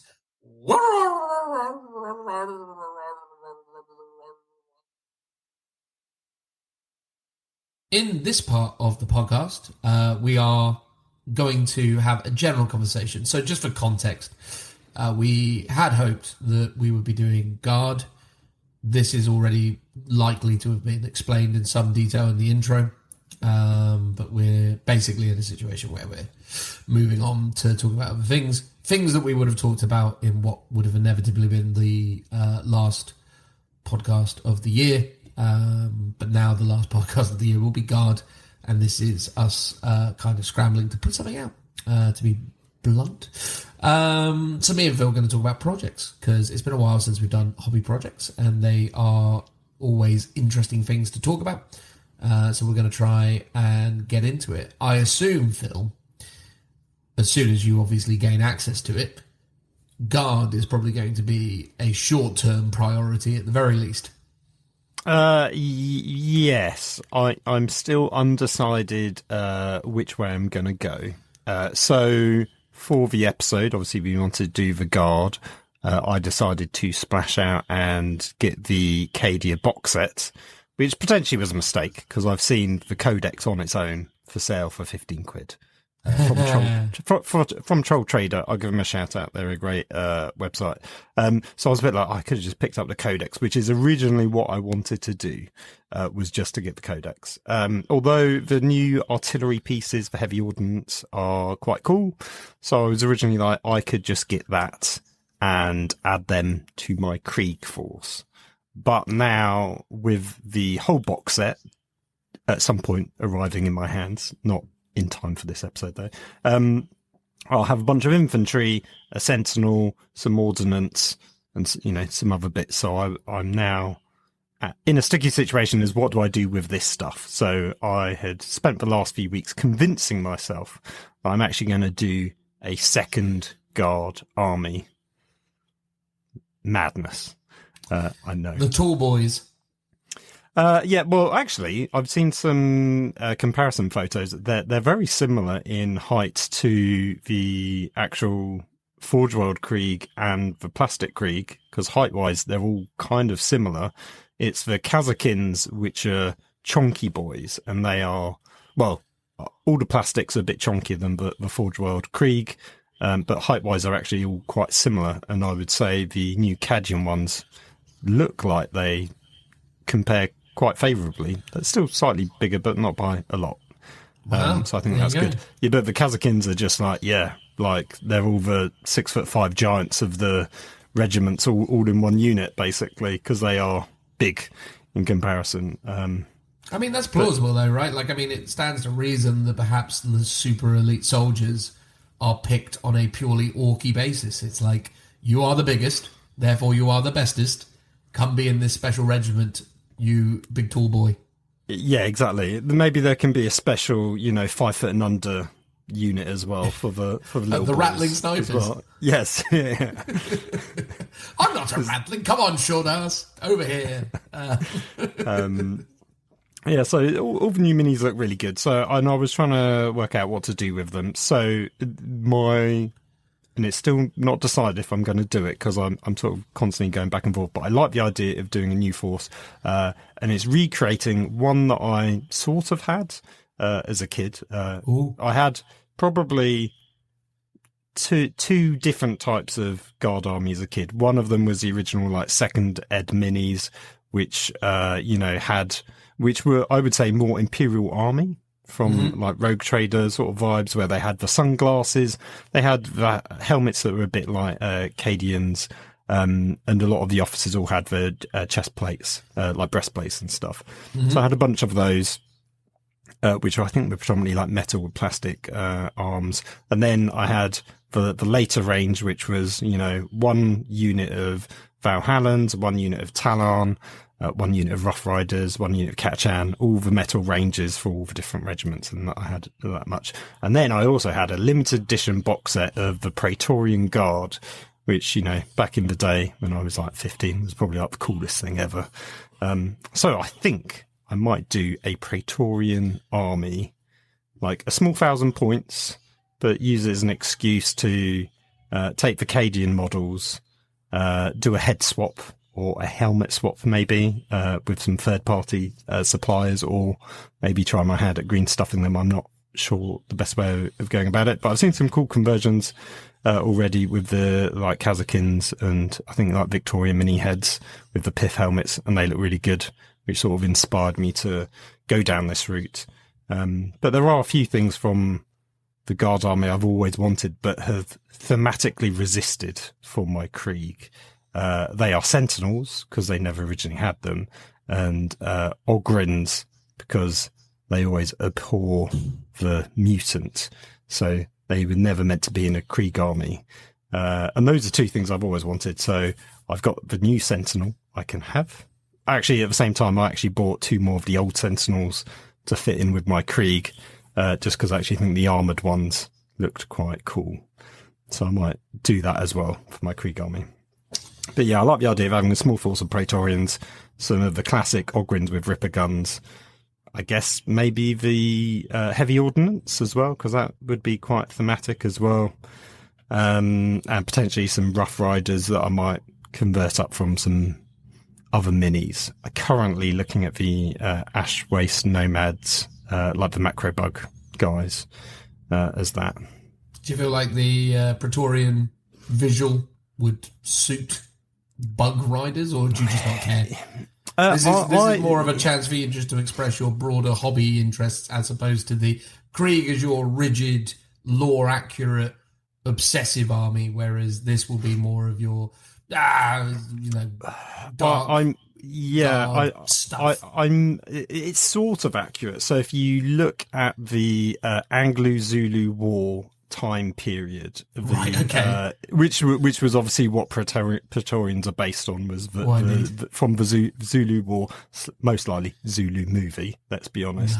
No. But within that time period, they actually had sort of a local militia, and a lot of the horseback riders were natives. So they weren't actual, like, Englishmen on pith helmets. They actually had much more like local uniforms, let's say, or outfits. So, and then I'm sort of tying in with another movie. I actually recently rewatched Zulu just to inspire me. Yeah. But as part of that, I also watched Lawrence of Arabia, which is all about, camels charging around, attacking places, doing strikes, and Lawrence being the charismatic man, sort of uniting the tribes to be able to do this. And that's a great movie as well. So I like the idea of the nomads almost being like the local militia, sort of Lawrence of Arabia vibe that would plug into my Zulu-esque Praetorians. So obviously different parts of, But you're not doing Praetorians based on the Zulus. You're doing it based on the British armies that fought the Zulus, right? Yes, yeah. The Anglo-Zulu War time period, which was obviously the British forces. Gotcha. Over there, and they've got a slightly different color scheme from the sort of movie. So if you watch the movie, they've got the red coats, the pith helmets, and black trousers. The Praetorians historically have blue trousers with a red stripe down it, and the red stripes are the same as what they had in the actual military. What I do like, however, and I also realised as I was going down this rabbit hole, that the red jacket and black trousers is exactly the same as our Lookout Sir logo man. Oh, there you Obviously, he's more probably Napoleonic period, but visually very similar. So I can almost imagine this being a Lookout Sir army. That'd be beautiful. I know. That's how I would sort of justify the time and expense to build and paint it up. Are you going to have different regiments commanded by different key Lookout Sir contributors? Well, that could be an option. There you go. Would you want to be a commissar, Dan? Is that what you're saying? No, I don't feel necessarily like I fit the rank of commissar. I don't think that's really my forte. Are you more a Lord Solar character, maybe? Is that maybe not. Well, no, I don't think a Lord Solar either. I don't think that's realistic. I feel like maybe I could, I don't know, be like a Vox caster. That'll probably do for me. No, I mean, I'm interested, man. I think it'd be really cool if you took it down that road. But I think, again, I mean, what you're talking about sounds cool. And I think it is good for you to flex your broader, hobby, skills in that sense. Because, I always feel like when it comes to you and the Krieg, and, it's not really something that I would call a bone of contention, but it is certainly something that I always find funny is how, obviously as me being someone who thinks quite strictly in just kind of game terms, I'm very much like, this is good, I take this. I've always found it humorous that you will acknowledge things are good. So like Bullgrins, for example, you're like, yes, Bullgrin's good. I'm like, cool, you're going to put some in your army? No, Bullgrin's bad. I'm like, oh, okay. Yeah, I don't know if now I can almost more move away from that, because it feels like the guard regiments aren't so focused on Forge World being the gatekeeper of the Krieg army isn't a thing anymore. No, so obviously in this edition I can technically do what I want, Yeah. But I still hold on to that this is what it should be. I Although think that's important, though. I think it's important to hold on to that because it and I think in part means a lot to that community, right? Like those gamers like that about the Krieg. They like the restrictions as much as they like, the uniqueness of it, I suppose. Yes, yeah. And it'd be interesting to see in the Codex if that's emphasised at all or even talked about in the sort of narrative lore section. Because it obviously won't be built into the rules, although it could have been because it has been in the past. Black Templars in the newest edition still have their stipulation they can't have librarians, stuff like that. So stuff like that could exist, but I know it isn't in the latest one. I think in part also I've just never liked the Bullgrin models. I've always liked the Ogrins with Ripper guns. But they just definitely don't visually fit into it. And although saying that, I watched a video by Pete the Wargamer today converting up some Ogrins into Chaos Renegade Ogrins.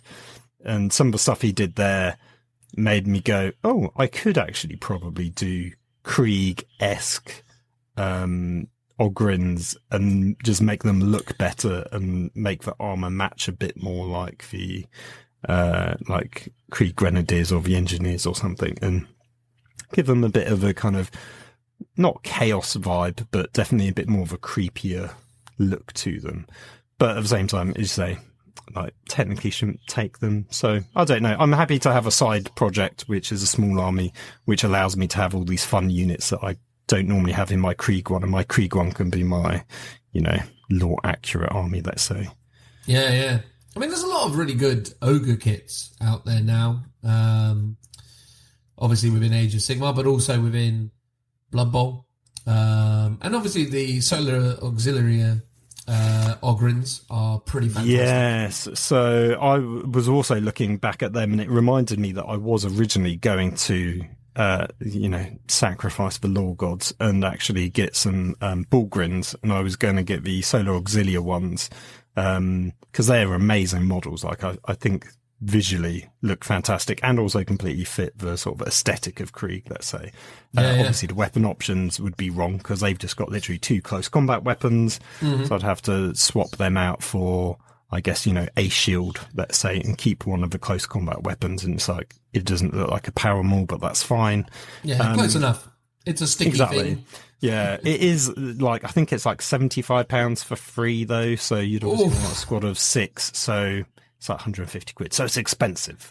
Yeah, that is very expensive. And obviously if you did that, you would have, duplicate poses. So you don't have to convert them up a little bit to make them look which might be possible just with the arm swaps, right? So the weapons look a bit different. You can probably get away with it that way. I mean, that definitely is a thing to think about when you are talking about that level of investment. If you need the 6 minis, then the fact that you're spending 150 quid and getting the duplication is a bit of a pain, especially for a unit that will draw the eye like they will. It's not like you won't notice that. It's not like, and in a way that's sort of the shame of it, isn't it? Because I suppose with the more rank and file stuff, duplication is an accepted situation, but for a more elite iconic unit, that duplication will definitely. Yeah, I suspect so. One of them has most of them will have their like face masks down. They're like welding masks. So I suspect one of them. So the main leader one has its mask up, but can also be down. So at least that's variation in one of them. There we go. You have one mask up to denote the squad leader for the 6. All the rest will be down.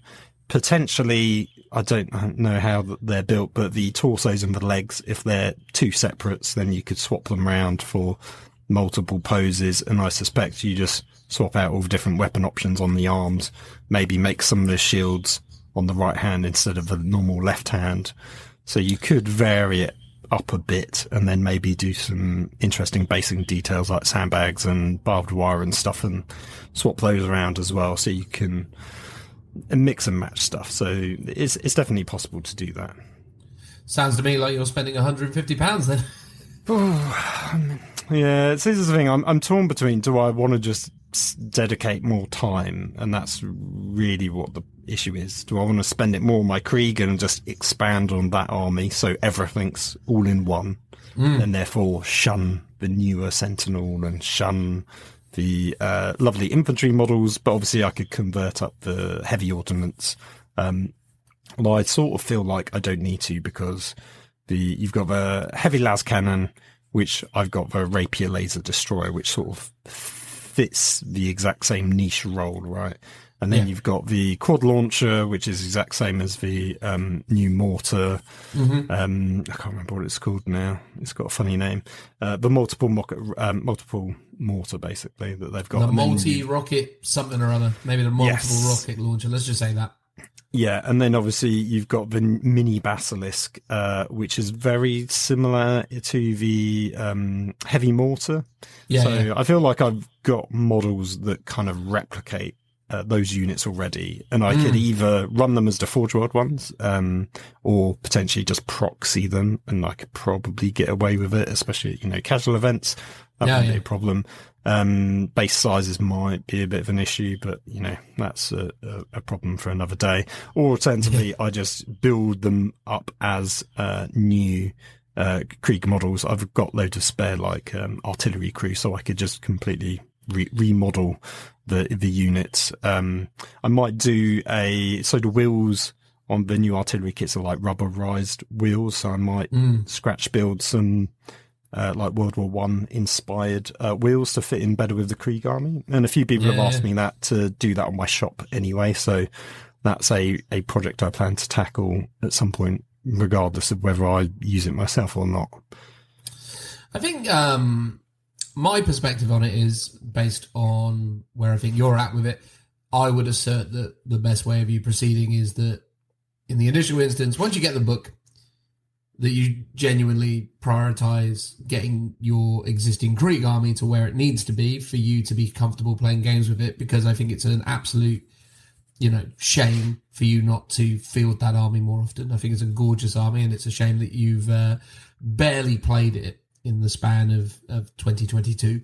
You've been very Minotaurs focused, which is fine because it's also a really nice Minotaur. I had a few games to try out the balanced data slate, but I've tried to park it and use it as an excuse to play more of my Minotaurs and encourage them to paint those up. But you're right, it would be good to dust them off. And as you say, there might be loads of things that I do need to change based on the rules. So there's some issues around.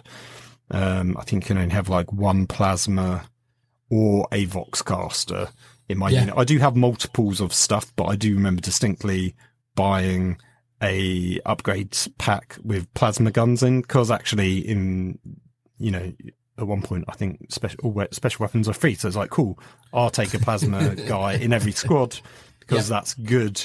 And also in the old Forge World books, they used to have your army composition. It was 10 men, you got your sergeant or watchmaster, you had a plasma guy, you had a guy carrying extra plasma ammo, and then you always had a Voxcaster.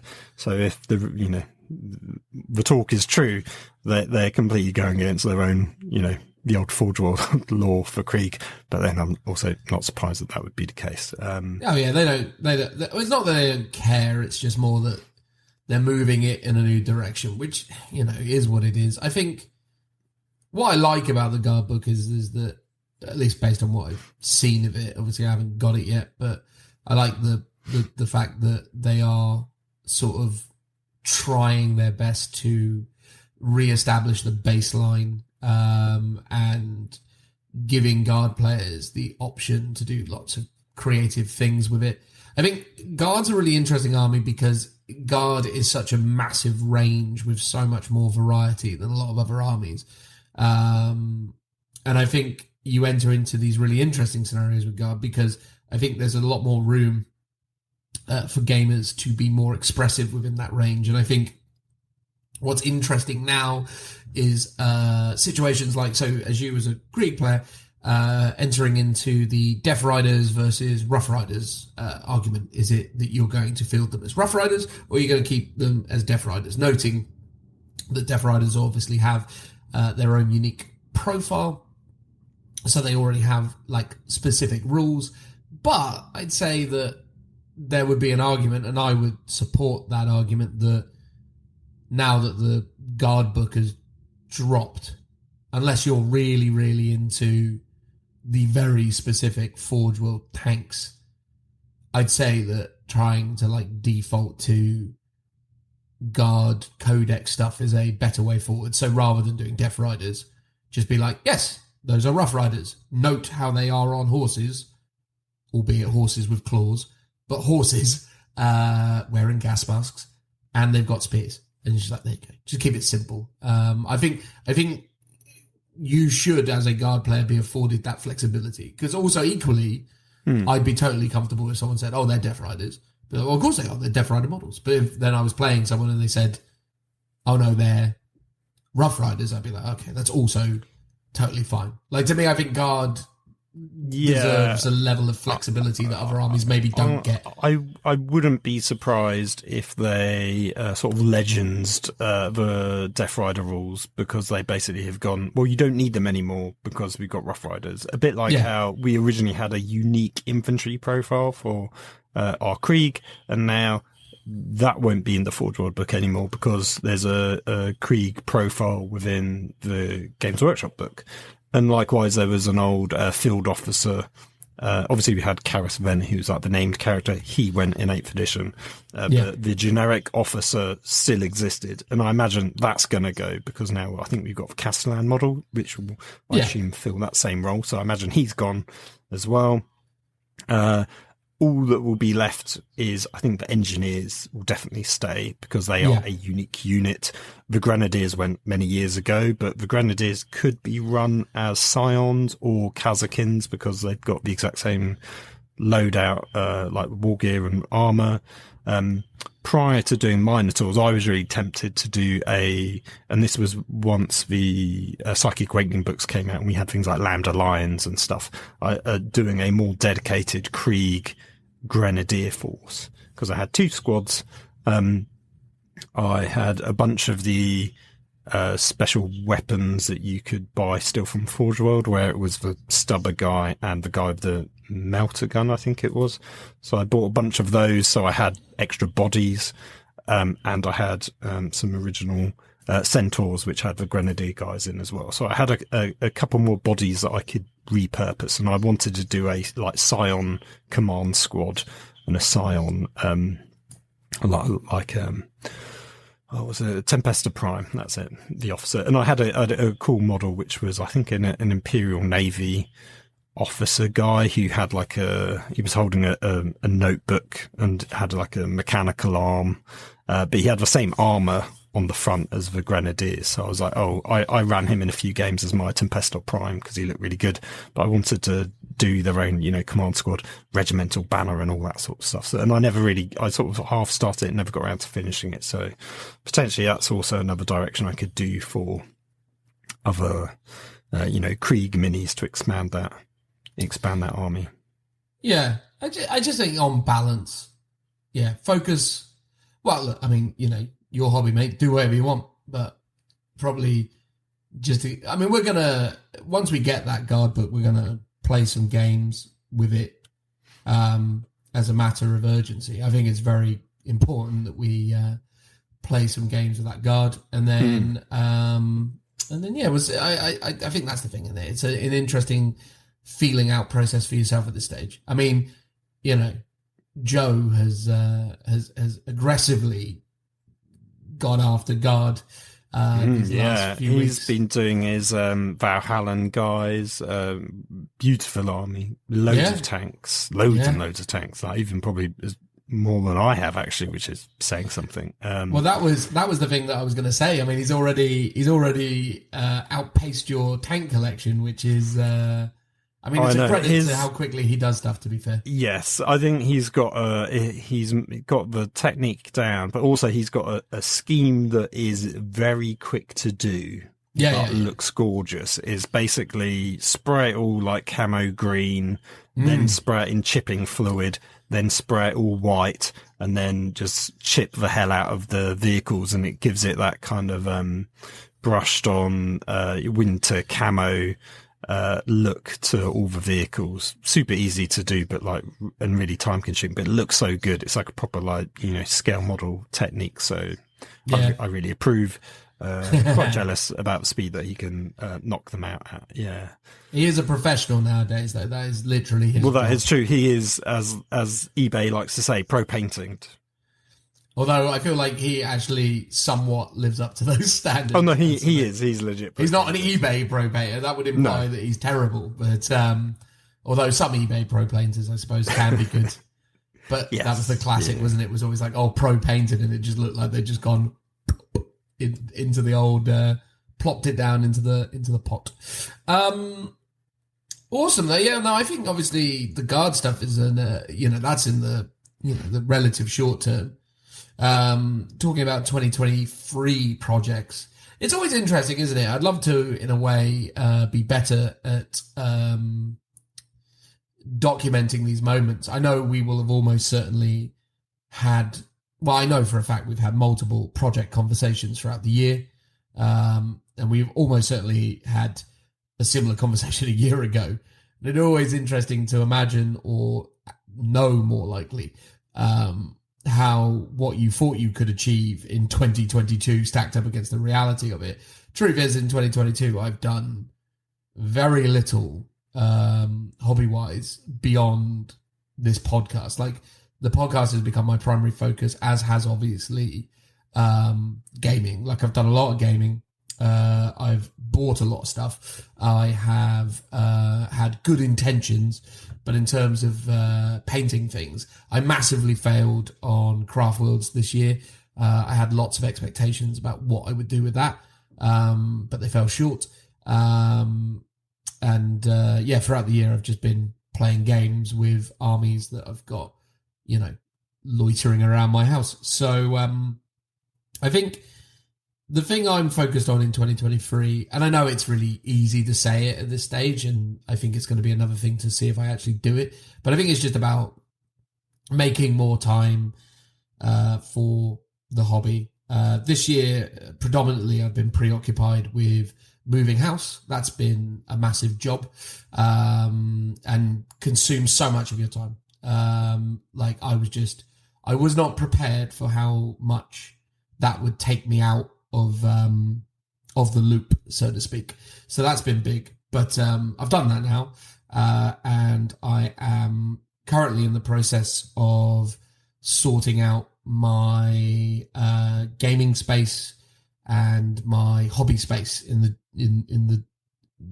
both aspects. And I think once I've got that in play, I think I'll be much more equipped to make time for hobby, because at the moment, I feel like I've been living in boxes half the year. I'm definitely living in boxes now, but I think that's something that will benefit me, having the hobby space. And I think, I heard a really good piece of advice from MS Paints, of all people. I don't know if anyone ever checks out MS Paints YouTube stuff, but he's very good. I like MS Paints a lot. He's amongst the content creators that I actually enjoy. Whether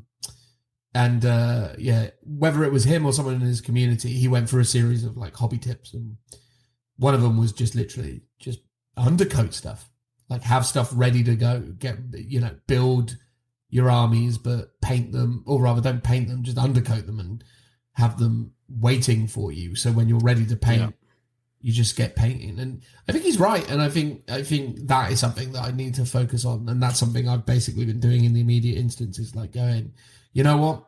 These sub-assemblies are great. But they're getting between me and getting things done. So I'd rather just start building minis, slapping a load of undercoat on them, and then having them ready to go, and then just tolerating the fact that I can't quite get into the little nooks and crannies. I used to love sub-assemblies, and now I've sort of gone the other way, because actually it takes up so much space having all the sub-assemblies just scattered around, and you can't necessarily always like dedicate your time to do that. So it's actually a lot easier to just be like, I'm just going to build it all and then just paint it and get in those gaps. And I did that with my Minotaurs. I didn't sub-assembly the shoulder pads or the guns, because normally you have those like separate so you can get into the chest plate. And I was like, nah, because that's all going to be, a bronze color anyway. I wasn't going to do any extra color detail. It was just a lot easier. And it's, pretty much all my projects, I've avoided sub-assemblies. With my Nighthaunts, the only thing I've done is kept the horse and rider separate, because that's going to make it a lot easier to paint. But that's actually annoying me as it currently stands, because they're just scattered and they constantly fall off because they don't stay on whatsoever until they're going to be glued on. I do think that's the right way to go about it. And as you say, just get them all batch painted or get them all batch undercoated so they're ready to go. Yeah, I think the only sub-assembly I'm working on at the moment is my Maw Crusher. So I've got a Maw Crusher for my Age of Sigmar 1,000 points, and I've got the War Boss separate from the Maw Crusher, and the Maw Crusher itself, its winged segments aren't glued on either at the minute, because they're quite awkward to get to otherwise. But the reason I'm doing that for the Maw Crusher is because I did genuinely want to try and achieve a good level of painting on it to have it as a centerpiece. The Gore Grunters and the Ard Boys, which make up the rest of the army, I'm just going to smash those out using the old slap chop and contrast methodology. But for the actual, centerpiece, the Maw Crusher, I was like, well, you want it to look as good as you can. And I'm not necessarily saying that it's the best I could do, but it's certainly close to it. I'm pretty happy with how it's come together. So yeah, the War Boss and Maw Crusher is still in a sub-assembly state, but I've really kind of tried to focus on that. But everything else in my Age of Sigmar 1,000 points that I'm going to be using at the doubles has basically just been put together and is needing undercoating, admittedly. I need to do the basing before I move on to undercoating, but once I've laid down the basing materials, I'm going to just spray them all and then just smash through them. But so Age of Sigmar is becoming more of a focus for me in 2023. I already own a pretty comprehensive collection of Gloomspite, and I have now just purchased about 1,000 points of Iron Jaws. Glorious Tim contributed some other Iron Jaws to me, so I received a few more. I think all in now I'm probably sitting on maybe 1,400 points of Iron Jaws. But I had something in the ballpark of 1,600 points with Gloomspite. So I think what I'm probably going to do on balance is get that God of Destruction guy, slap him in the middle and be like, there you go, I've got Gloomspite. Kragnos, that's the boy. He's a big boy. He is. But I figured I'll get him down the road and then I can just put him in and be like, it's a destruction force and it's Gloomspite and it's Iron Jaws. Yeah, and then or maybe I mean, to be fair, Gloomspite and Iron Jaws feel like they should go together anyway, somehow, some way. But then, because in the old times, orcs and goblins were one force. And I think you can ally them under the banner of destruction, regardless of Kragnos. Yeah. I wish. I don't think they do it. They don't do the old snotling pump wagons anymore, except in Blood Bowl. Yes, because they were classic. I'm hoping, because we saw those new Wolf Riders. Where we get some more classic fantasy goblins come back, because actually those would actually probably attract me to do a small goblin force, because I do like the look of those guys. The goblins are great. I mean, the Gloomspite, I love the Gloomspite army. I think it's just some of the most beautiful miniatures that Games Workshop ever made. And I was just immediately attracted to that aspect of it. The reason why I'm not running them at this doubles is because also, as well as liking Gloomspite, I also really liked Iron Jaws. And the truth be told, I didn't need to paint as many Iron Jaws as I would need to paint Gloomspite. I was going through it going, there's no way you can get Gloomspite in for less than X many minutes. True. Unless you did loads of the big squig guys. Oh yeah, loads of the manglers. Yeah. So there's nothing to do with the fact that it's well known that the Gloomspite battle tome is the worst out there possible, and I think you're due a new one. I think obviously the battle tone being so weak is also really quite disappointing because, look, I mean, Iron Jaws are not an army that are going to win me every game, but at least they give me a fighting chance, whereas the Gloomspite just seemed like it was like, there's nothing you can do with this army. Yeah, and I think it's like, even though I'm obviously alluding to the fact that you're a competitive gamer, I think it's actually it's just quite disheartening. Like when you've got something, and I say this as a guard player, like you want to play it, but like you just feel really uninspired because you're like I know the new book's coming, I just want it. And it's, as you say, you just need to park it until it arrives and then go back to that project once you can then be like, motivated and inspired by what the rules are for that army. Yeah, for sure. I think the thing is with the Gloomspite stuff, just to sort of... I think the thing I would have liked about playing Gloomspite is that they are a little bit more nuanced. The thing is with Iron Jaws, certainly the way that Iron Jaws play, they're so blunt. I mean, basically, the game starts. In my command phase, everything moves. In my movement phase, everything moves. In my shooting phase, I go, hey, my Maw Crusher's got a breath attack, or whatever they call them in Age of Sigmar. It's got a missile attack. So that's the shooting phase done. Now I charge, and then when you charge in, it's just literally just you stay in combat constantly because I'm going with the Bloodtooths, and the Bloodtooths basically, if they kill the thing they charge, or they kill the thing they're in combat with, they can either consolidate, move, or charge. So you can basically just you can basically just stay in combat with them constantly, which is just hilarious. So they're just such an annoyance. It's just it's just funny. So I was like, that'll do. That'll be a fun, easy to run. Were you ever attracted to the Hobgoblin range, like the new orcs? The Cruel Boys? The Cruel Boys, yeah. The Naughty Boys. Yeah, I like it. I just, they're not for me, they're not the orcs that I like. I like the old school Warhammer orcs, of which Iron Jaws are. Yeah. Cruel Boys are sort of a weird new Tolkien-esque new old, very sort of Tolkien-esque inspired, as you say. Yeah, I mean they do look good. Like they've got some cool, gorgeous minis in there. Like the big creatures they've got, incredible. Like the big like orky dude that's like crawling around with like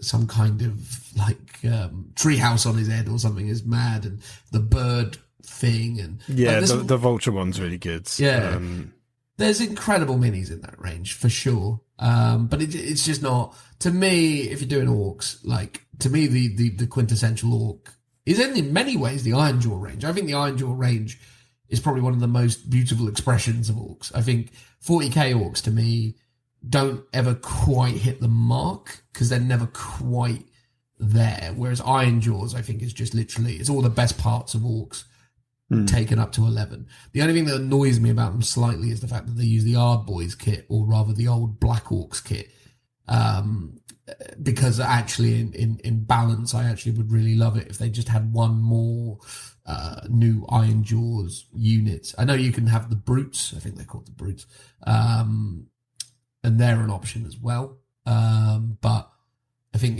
like it would have been cool to have maybe had a couple more unit options for Ironjaws. Yeah, I think that's the downside with the AOS ranges, is that they tend to be like almost one and done. They're like, here's your range.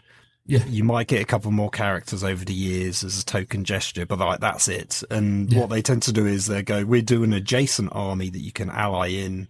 So as you say, you've got the Cruel Boys, which are all still in the same, what is it, Orc Codex? War clans. Yeah, so that's all under the same banner, so you can take all of that. And you've got Savage Orcs as well, that's in there. Yeah, I got those models are so old though. Actually, some of them have been relatively updated. They've got a war chanter, or not a war chanter, like a shaman. A shaman, yeah, that's actually quite new. Yes, yeah. And they even did a shadow thingy realm. Oh god, what's that game called? Underworlds. Yeah, they did an Underworlds gang for Savage Orcs as well. Ah, that's actually quite nice. But yeah, the core troops are quite old. Yeah. Nice.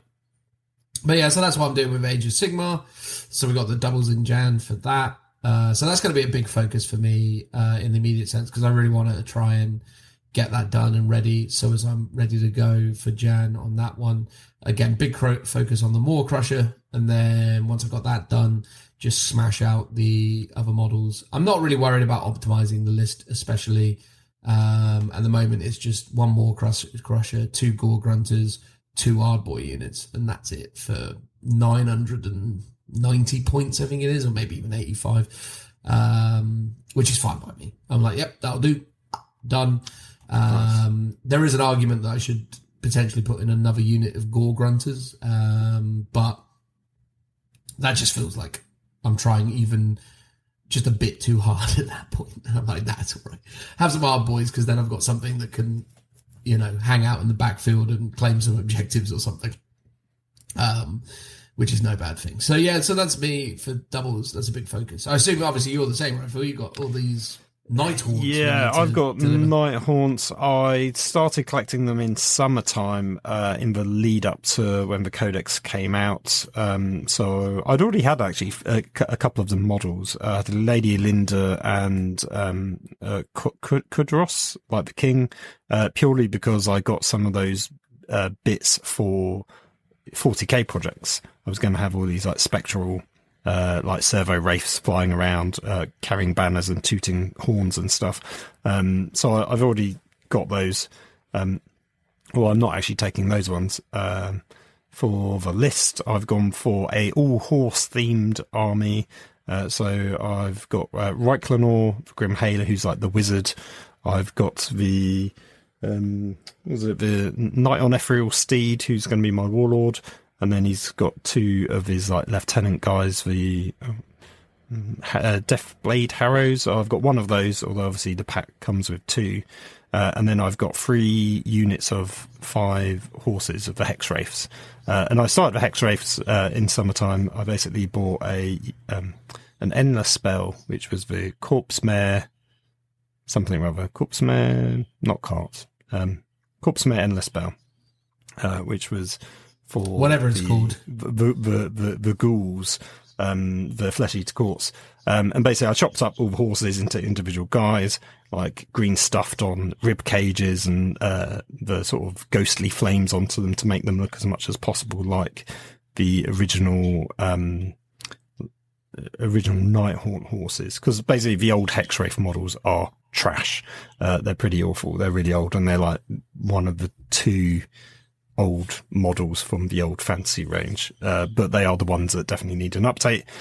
So I spent ages making 5 of them, but then when we decided to do the doubles, I was like, oh, actually, I really like the idea of doing 3 units of it and having an all cavalry army, because I think that as a theme just seems really cool, even though it will be rubbish, I imagine. I'm not expecting it to be any good, but theme and cool trumps competitive play in my book.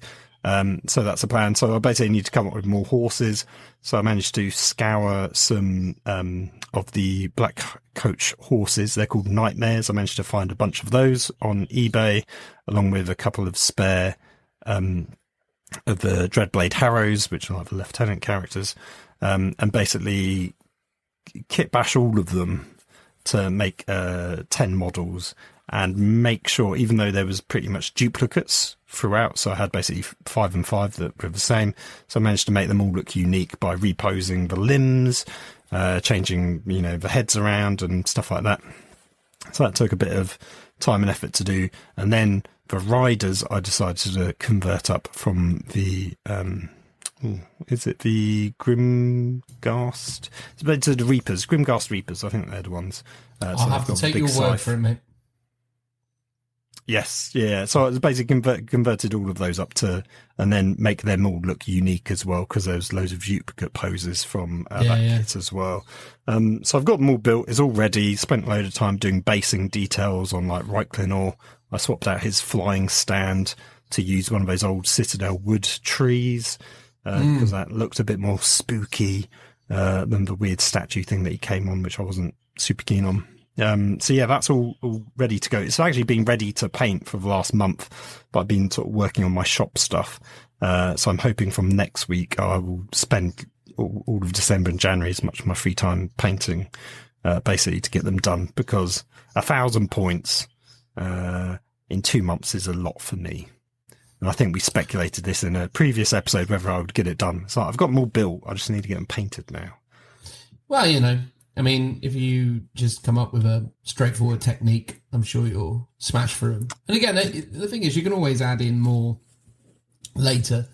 But I think you would be doing them a disservice if you didn't paint them to a moderate standard, because I think the work that you've done so far on the conversions, I don't mind telling you, is fantastic. I think it looked absolutely incredible thus far. And I think ultimately you should try and make them look as good as they can from a painting perspective. But at the same time, obviously respect the deadline.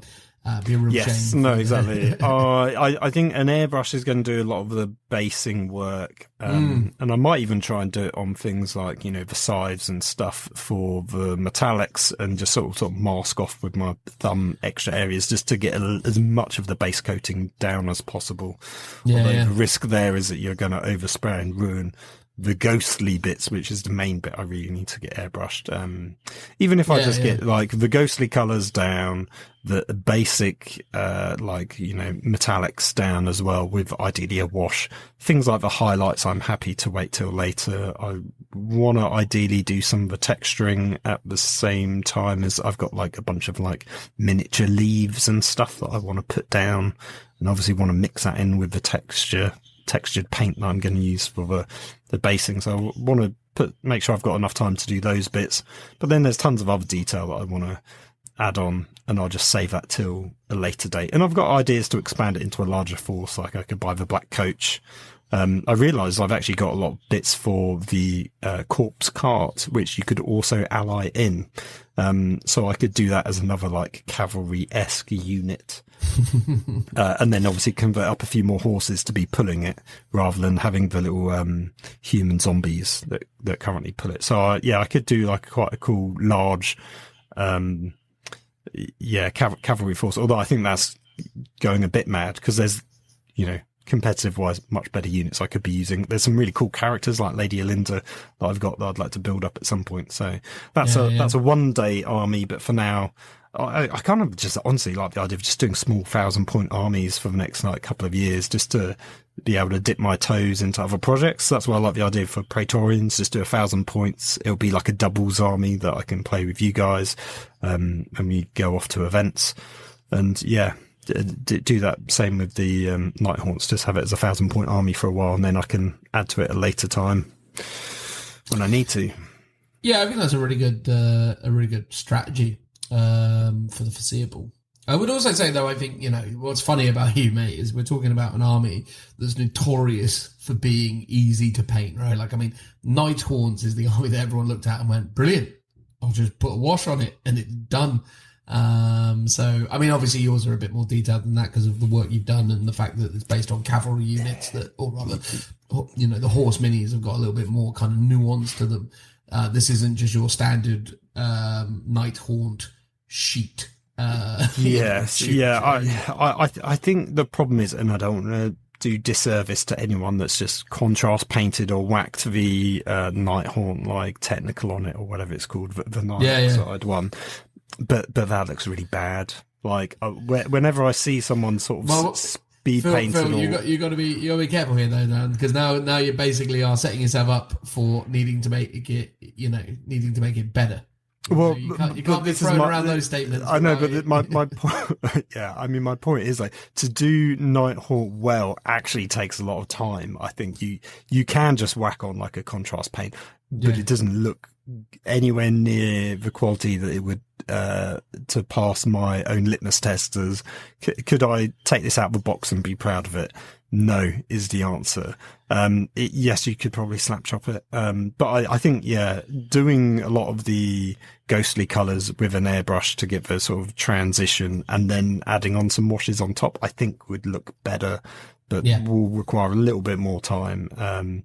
But I've seen some cool tutorials online, and I'm going to kind of try and merge a couple and sort of follow those and see what I can come up with. Nice. I had that with my Maw Crusher, though. I started out thinking, I can just contrast this. This will be easy. I didn't even bother slap chopping it. I was like, just contrast it, whatever. And I put the colours down on it, and I was like, it's okay. I'll put a wash on it. And then I'm like, I reckon I'll do some highlights. And then before you know it, it's just literally, I may as well just undercoated it red and just started building it up normally. Although I'll be honest with you, one of the things I liked about basing it with contrast is the fact that there's some interesting effects that happen as you handle the miniature. It actually weirdly, as you're handling the miniature, because one of the things that's really annoying about the war boss from a Maw Crusher is it's really difficult to have it on a painting handle or anything. So you just end up just handling it normally. And as you're doing it, the contrast paint is coming off in various points. So you end up being like, okay. But then it creates this natural weathering that you can just exemplify with highlights and stuff. So a lot of it comes out as like happy accidents where you're like, oh, okay, well actually it could make sense if I do like metallic details there, because then that's kind of shown where in the paint anyway. So yeah, I kind of enjoyed kicking it off with contrast, but it's been much better to sort of build it up afterwards. Not that I'm pretending that this war boss is extraordinarily good. I'm just happy with it. So it's cool to paint something with a bit more charisma and a lot more organic tissue as well. That's the thing. Yeah. I think one of the things about 40k, especially with the armies that I gravitate towards, is it's all just armor plating, and that's very, boring compared to the expressiveness and the ramshackleness of an orc, especially an Iron Jaws orc. So yeah, no, I'm loving it, and I've been playing Age of Sigmar. Me and Tim played some early games. I'm going to be playing some more games very soon, getting lots of practice in with it, learning it as a system. What I will say about Age of Sigmar is, just to get this out of the way, is Age of Sigmar is unapologetically what it is. And by that I mean that it's always been clear to me that 40k is Age of Sigmar with add-ons, right? So like at its core, 40k functions with the same design philosophy of Age of Sigmar. It was always clear from 8th edition. It's like you've taken AOS and you've bolted on a bunch of sort of diluted 40k mechanics so as it feels like 40k still. So it's still got a ballistic skill or somewhat familiar stat line, still got leadership characteristics rather than bravery, and it's got attacks on profile, for example. But what's really interesting about Age of Sigmar is, and again, this might just be me being jaded, and apologies if this seems unnecessarily negative, but what I will say is that Age of Sigmar seems to work much better as what it is than what 40k is, which is Age of Sigmar with extras. Because Age of Sigmar is just Age of Sigmar, and it feels like it's been designed with that in mind, so much of the game feels like it works better, even though it is super swingy. I mean, in my games I've played of it so far, it is easily super swingy. It's a game where you either win or you lose, it seems. I'm intrigued to start to understand where the nuances apply, and I definitely have been watching a lot of Age of Sigmar to try and understand how that works. But even in big games, it just seems to come down to a lot of it comes down to, did you get the double turn? Did you prioritize your combat sufficiently? And did your weird, quirky abilities that trigger based on proximity work better than your opponent's? But again, like, in a way, it works really well, because I've always said with 40k that in the modern era of 40k is like a three-dimensional trading card game. But weirdly, because it still has those bolt-on old tabletop wargaming mechanics, it never feels as well realized as Age of Sigmar, which is very TCG. So much of Age of Sigmar is, you're in proximity to this person, and this person gives you this buff, and then this triggers with this, and then this creates this thing, and that happens. And that happens much more organically in Age of Sigmar than it does in 40k. And it feels like a lot of the design of it is based around those interactions, and the game is more about managing those trade-offs and trying to kind of understand how those interactions kind of happen. So I mean, look, all I'm trying to say is I'm not saying Age of Sigmar is a better game than 40k, because I don't think that's true. I just think that it is a better realised game, because I think they've built Age of Sigmar to be Age of Sigmar, whereas I feel like 40k is kind of a weird hybrid that I think 40k, it becomes abundantly clear to me when you play Age of Sigmar, 40k really need to go back to the drawing board when it concerns all its data sheets, because all its data sheets are where a lot of the problems begin with 40k, because it's like these are essentially evolutions of 7th edition data sheets made to kind of fit in 9th edition. But it's like leadership for me, for example, is mad. In Age of Sigmar, my orcs average leadership is 5 or 6. So even if I lose one model in a 3-man unit, I still have to roll a morale check, and there's a very real chance I will fail. 40k, that's not the case, because they've sort of went, oh yeah, everything's like leadership 8, because, you know, they've always been leadership 8. But your system sort of dictates that you probably want the leadership to be lower, because that makes more sense. But it's like, oh yeah, but they've always been leadership 8, so that's what they're going to be. But then you create this weird dynamic where leadership is less useful. Sorry. Yeah, there's definitely a historic context for a lot of that. And we talked about it before, where like the board sizes have gotten smaller, but the measurements have stayed the same for both the range of the weapons and like the movement. And actually, realistically, a lot of that all needs to shrink down to fit the current board sizes. Sorry. Oh, go on. No, I was just going to say, I've said it many times before, 3 things to focus on to make 40k better is reduce the range of weapons, reduce the movement, and fix the terrain. Those are the things, right? If you reduce the movement, then you remove some of the turn 1 lethality of combat armies. If you tweak the terrain, then you basically make it impossible for combat armies to attack unharassed, or you have to have some pros and cons, like phase shifting through walls is just silliness. And then reducing ranges reduces the lethality of the shooting as well. So again, I think those things, I think if they just took into account those elements, I think you get closer to the game being better. There's a whole heap of other things that they need to fix around stratagems, army list construction, but you know, this isn't the episode where we speculate on what 10th is. Yes, those are the things I would suggest. Yeah, it's quite interesting going through the AOS rulebook, because I started just using the AOS app, and the AOS app is actually really good. Like, I've created my army with it, haven't had to bother with Battle Scribe. I think it's because it's a lot simpler in terms of the army building mechanics. Although there was some complexity about the battalions. But anyway, I was reading the core rules, and I was like, this will be quite easy to read. And there were some bits I was getting like, oh, this seems quite complex, especially when it comes around to, like, you've got your command, like phase actions, but then you've also got your command traits that you can activate at various times that are attached to data sheets. And then I finally got, again, shout out to Troll Trader, the AOS core rulebook. I think I got it from them. And actually reading the core rules from the rulebook was way easier than the app.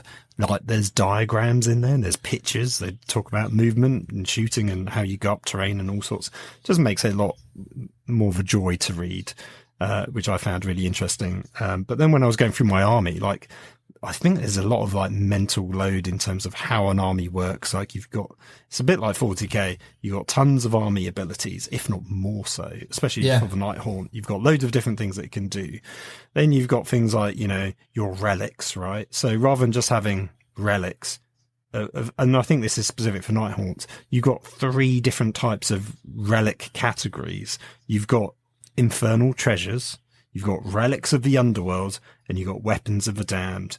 And they all are limited to Nighthaunt hero models only. So I was like, why is there 3 categories? Like, they've just grouped them. Like, one's weapons, one's relics, and one's treasures. What's the difference between a relic and a treasure? I don't know. And there's no difference between who can really get them. I think maybe one's specific for the Warlord, potentially. But it just feels like, oh, I don't get this. Why is it? It's different from 40k. It doesn't feel like it's been explained anywhere that here's your 3 categories and these are why there's 3 categories. So I found some elements of it actually very confusing. And it's almost like someone completely brand new going into 9th edition and going, well, why does this work like X? And we're always like, well, obviously it works like this because it has for the last 8 editions. And without having that historical context and coming in as a complete newbie, you suddenly get sort of this understanding of sometimes you're like, wait, what does this mean? Yeah, it's true, man. I mean, Age of Sigmar has been an interesting process because it has been... I'm still making a lot of mistakes, and there's still a lot of impenetrable aspects to it in the initial instance. So, yeah, I agree with you. I mean, it's mad. But I tell you what, man, I mean, the community around it is really good. There's a lot of people who are really passionate about this game, and that comes across massively. And the armies are gorgeous. That's the thing. Like, I'm not going to have to try especially hard to have a really good-looking army because the models are gorgeous. And as long as you buy current Age of Sigmar ranges, with maybe the exception of, I'm trying to think of like bad-looking AOS armies. I mean, well, Fire Slayers, you could just say, but they are still new, right? They're not fantasy range. I think no. Like Skaven and Lizard Men are old, but still pretty good. Although maybe Skaven's got some dated areas. Cities of Sigma's pretty old, but I still really love a lot of those sculpts, and they're obviously getting new models with the new. The Blades of Khorne have really kind of fallen off a bit, I think, actually. Because they were the very first ones, right? And they haven't done anything with them since. You think that they came out alongside Sigmarines, the Stormcast Eternals, and they've literally never had an update, whereas Stormcast Eternals have had like 20. Well, I will say the old original Stormcast look pretty... They look a bit derpy now in comparison. Like, they were great when they came out, but now you see the new ones, like the Thunderstrike ones, are just gorgeous. Like, they're, again, embracing that almost like true scale of style to them. And I think, the Cruel Boys, again, doing that for the... in comparison to the Aurochs, which are a bit more like chonky hero scale. So they're embracing that kind of grim dark a lot more. Yeah, but it's been really fun to engage with the system and to try and understand it. And there's lots of little nuances to it. Again, one of the main reasons why I wanted to play Iron Jaws as well was because they were super simple. They are such a blunt instrument. I don't have to think too much. All my rules are baked into run at them and kill them, which is fine. And either I do that or I don't. But I hope that during the course of that doubles weekend, I get a lot of education on some of the more nuances of the game. And you never know, it might become something that I play more and more throughout the course of 2023. So we're kicking off 2023 with that. The other thing I suppose we want to talk about in terms of our own projects is Kill Team. That is something that we're really focused on, I think, between you and I. Not just Kill Team, though, but also boarding actions. I think both you and I have expressed an interest in boarding actions, and Kill Team is almost like our gateway to that. So I need to focus. Once I've got this Iron Jaws list done, I want to get that crew squad done. And then once I've done that, if I'm honest with you, a big focus for me after that is Heresy. Heresy is something that I've bought a bunch of stuff for, but I've been playing it so little. And what little I've played of it, I've loved. I really want to be playing Heresy all the time at the moment, but I just haven't gotten around to assembling everything. So that's going to be a big priority as well for me next year. But yeah, crew then, yeah. But Kill Team for you, I mean, how were your vibes on that? Oh yeah, no, I'm looking forward to it. It was our promise to the Patreon fans that had requested Kill Team, so we got the original Into the Dark box.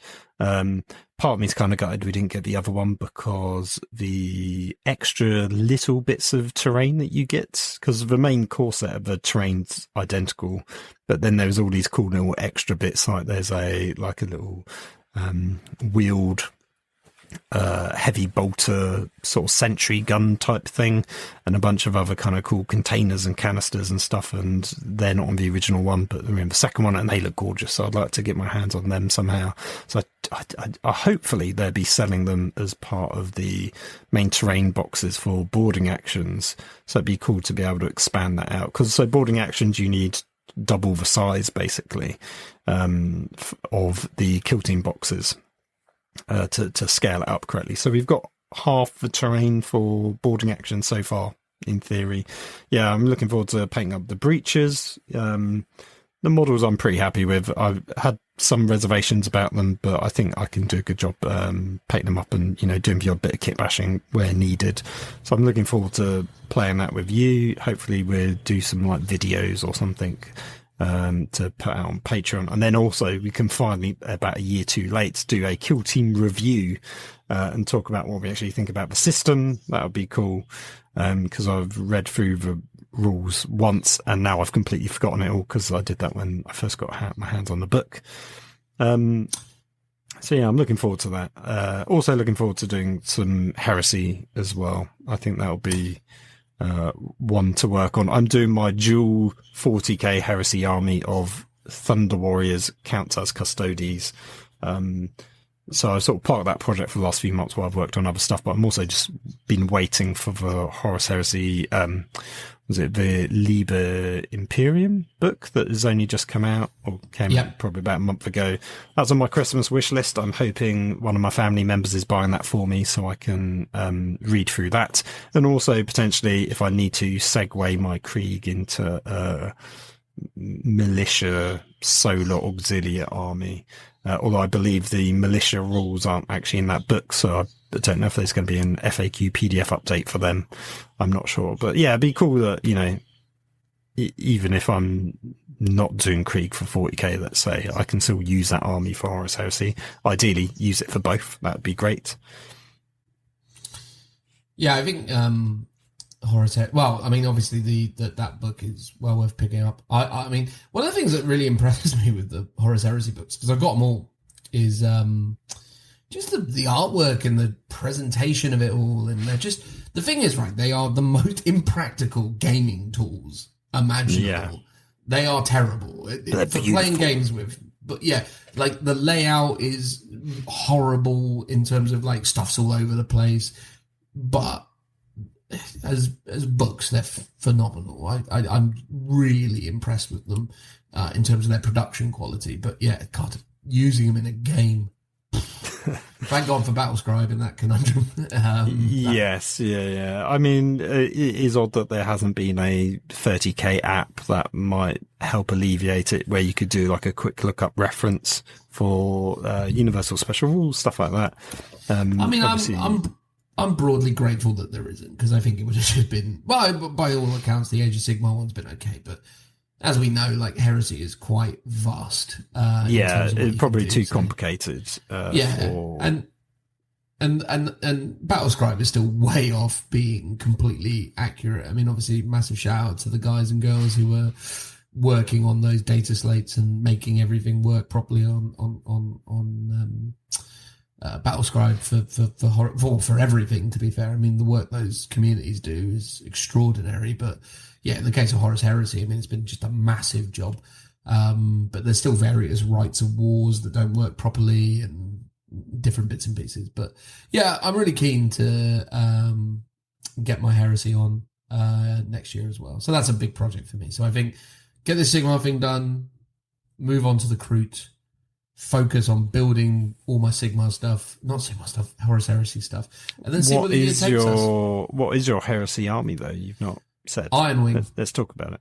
Iron Wing is my Heresy army. That is what I'm all about. I'm all about the Dark Angels Iron Wing, which is essentially the armored division of the Dark Angels. So it's a tank company. Nice. I have a Mastodon, because I went mad. And oh my God, you did buy that, didn't you? Yeah, I did, yeah. So I've got a Mastodon. So in my Mastodon is going 2 Leviathans and a unit of Cataphracte and Praetorian in Cataphractic armor. Then I have 2 units of Tactical Marines, and they're in Land Raiders. And then it's all Predators from their army. So I've got 2 units of 2 Predators, I think, at the moment. And that pretty much makes up the 3,000 points. What about a Kratos? Not going to go for that big bad boy? Here's the thing. I haven't got around to buying it yet. I focused on the fact that I've got Mastodon, obviously. But like the problem is with the Kratos is that weirdly it's not a Lord of War, which is odd because it's very big. Yes. And because it's not a Lord of War, and again, I could be wrong about this, or sorry, not a Lord of War terminology, it's not super heavy, as far as I'm aware. I could be wrong, but I'm pretty sure it isn't. And the problem is with that is because how Horus Heresy's rules work. I basically go, I shoot that one thing with my Kratos, and there's so much potential for it to overkill everything. Oh, right. What, because it can't split fire? Because it's not a super... Yeah, because I think apparently I saw someone talk about how the Lehman Russes are heavy in the Soviet Auxiliary Army. They're like fast attack. And it's like, well, that's mad. But also it's because there's such bigger, heavier vehicles in the game. So it sort of makes sense that you would downgrade a lot of the smaller tanks to sort of lighter. But the thing with, at least with the Land Raiders, though, they've got machine spirit. So you can machine spirit. Surely Kratos would have that as well. Nope. As far as I'm aware, yeah, it's in a weird place. It's a lot of points to really kill one thing, but then it's all or nothing. So it's basically, it's really good at killing other Kratoses, but I don't know what else it does. It's like interesting. That seems wrong, but it could be wrong. I could be making a complete muck up of it, and someone out there who's a big Horus Heresy fan will be like, Dan, you're totally wrong. Buy a Kratos, you fool. But for whatever reason, just the model hasn't appealed to me. Like, the Mastodon is a total waste of points in a lot of respects. But I love it. I just love the mini. It's just fantastic. It's just an awesome thing, and that's really it. It's like about the aesthetics. So yeah, you can totally club someone to death with that as well. Oh, absolutely. Well, the thing is with the Iron Wing as well, though, is Iron Wing is such a suboptimal version of that army anyway. Like, if you wanted to really do an armoured tank division, you do Iron Warriors, or you do... Hands? Or Imperial Fists? Probably Iron Hands, yeah, or Imperial Fists. Any of the CG things that you're familiar with, or the machiney things. Not Dark Angels, but...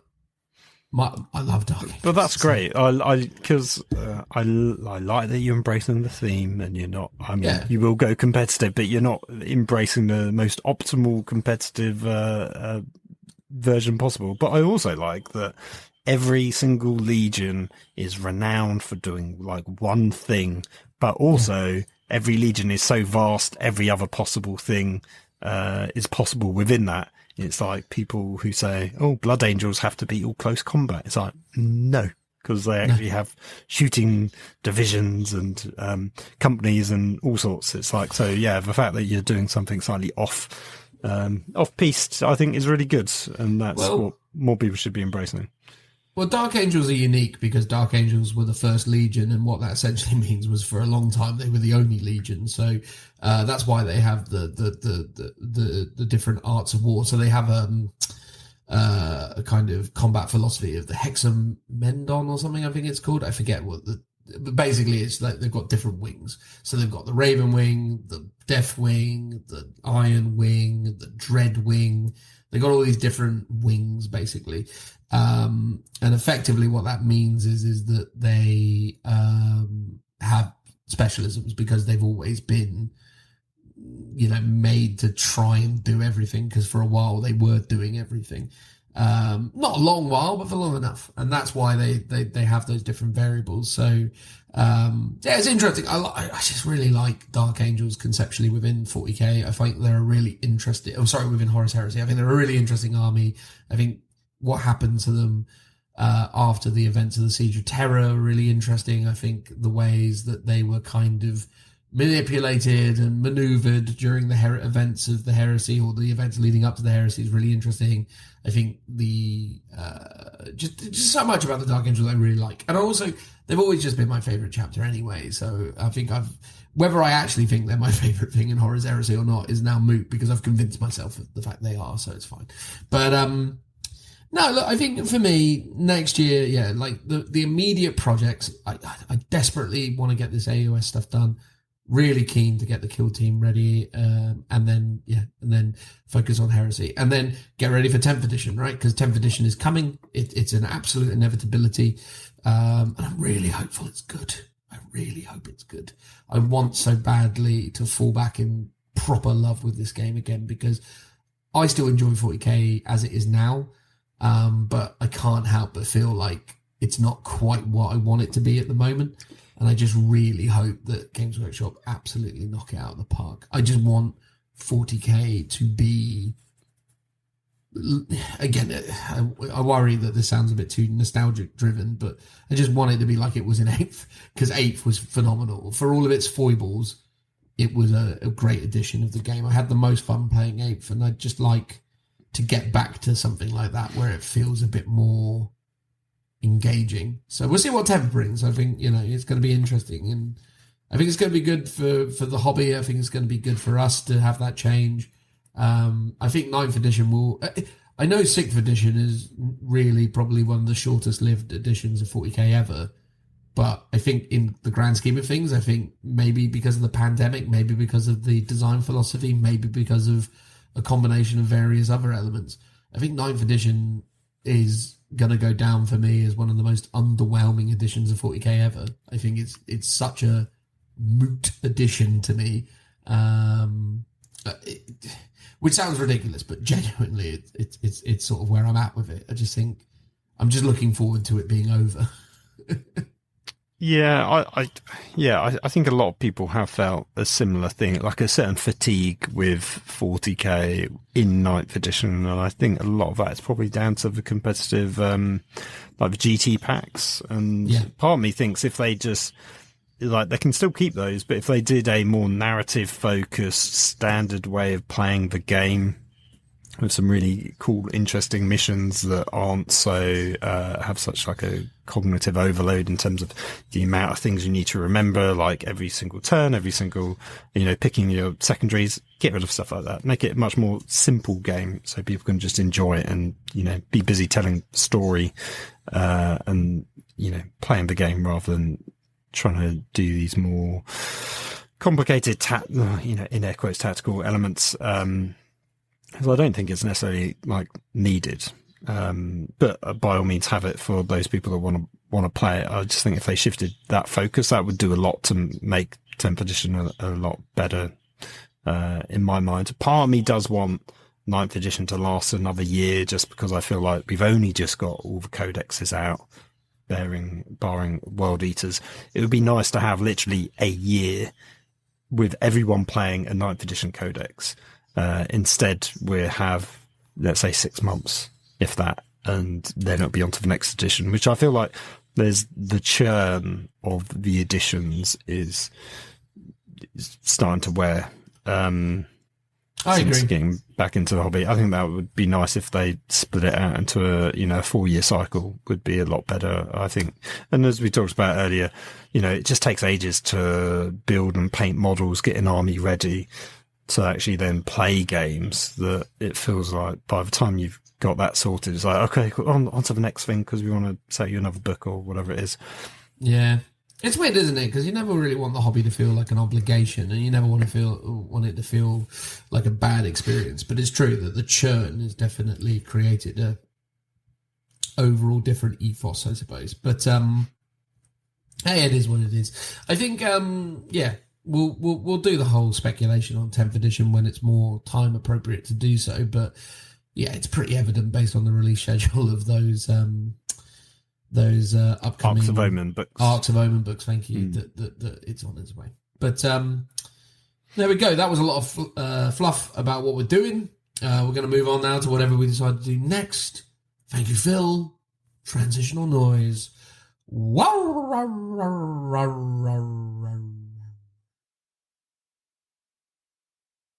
Welcome back, everyone. In this part of the pod, me and Phil are going to talk about the future of the pod, because it is customary when we get towards the end of another year, me and Phil, we have the big chat.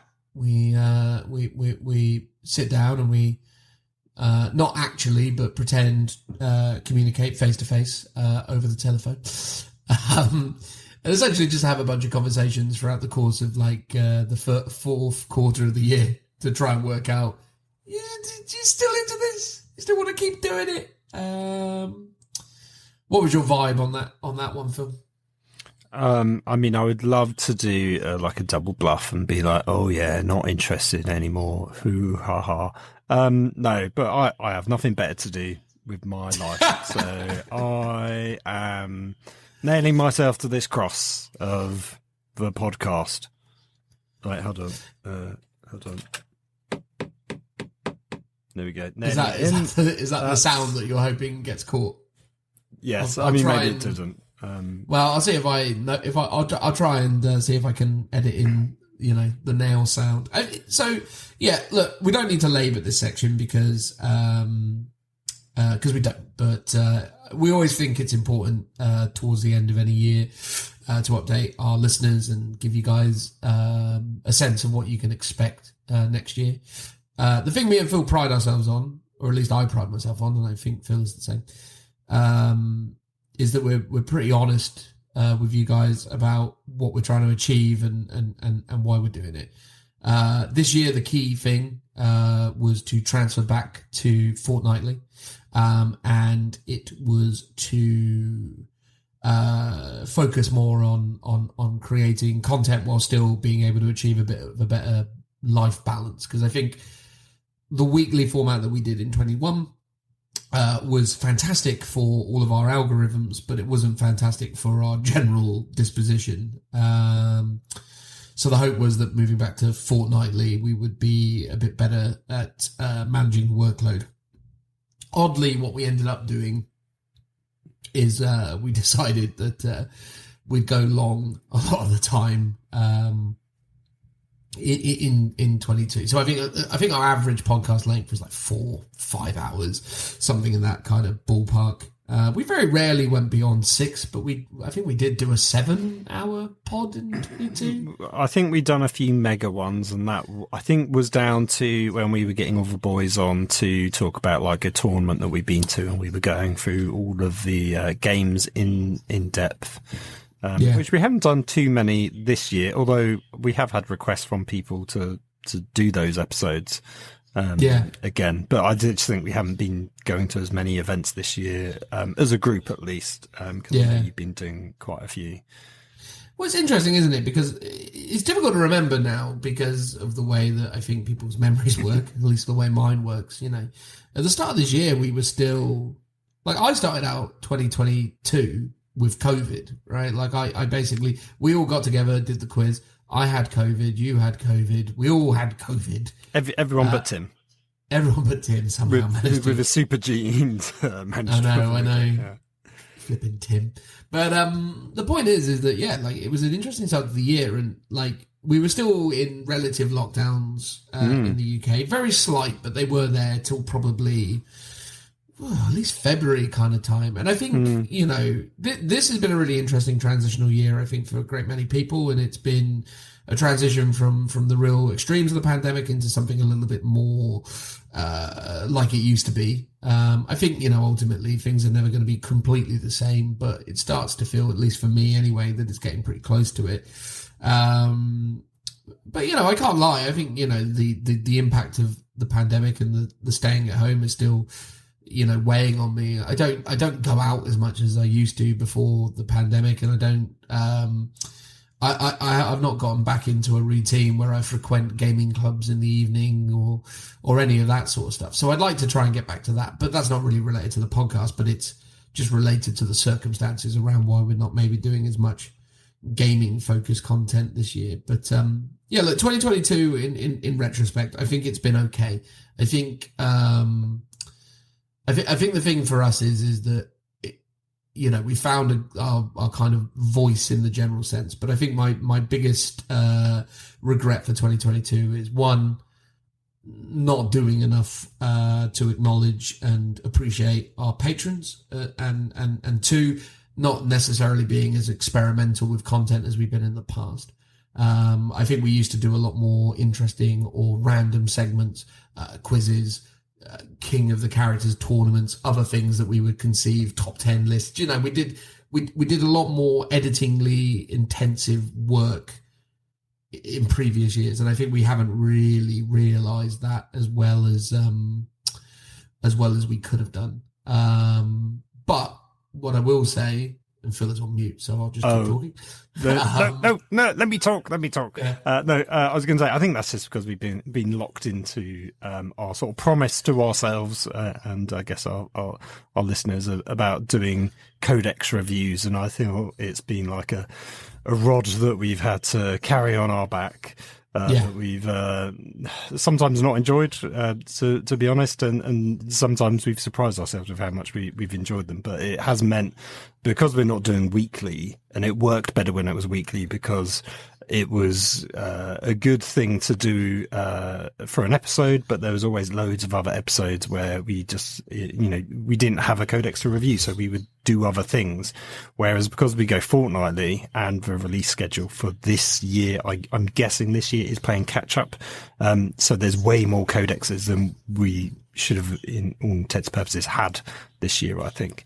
So I think most of our episodes have just been filled with codex reviews, or talking about rules from like White Dwarf and stuff. So it hasn't really given us our chance to talk about those other more obscure episodes, although this one will be one of them. Where we're doing a bit of random chit chat. I enjoy our sort of random hobby chats as well. Like stuff like that, I think is always really interesting and nice to just get out there and tell people what we're doing. Yeah, I agree. I think here's the thing. I think the things we tried to focus on in 22 was, because again, we forget this as well, Phil. Like this is, I'm pretty sure, this is the second year, isn't it, where we've been using Squadcast for recording purposes. Yes. The second year, fine. So 2021 was more of a focus on frequency and trying to improve quality.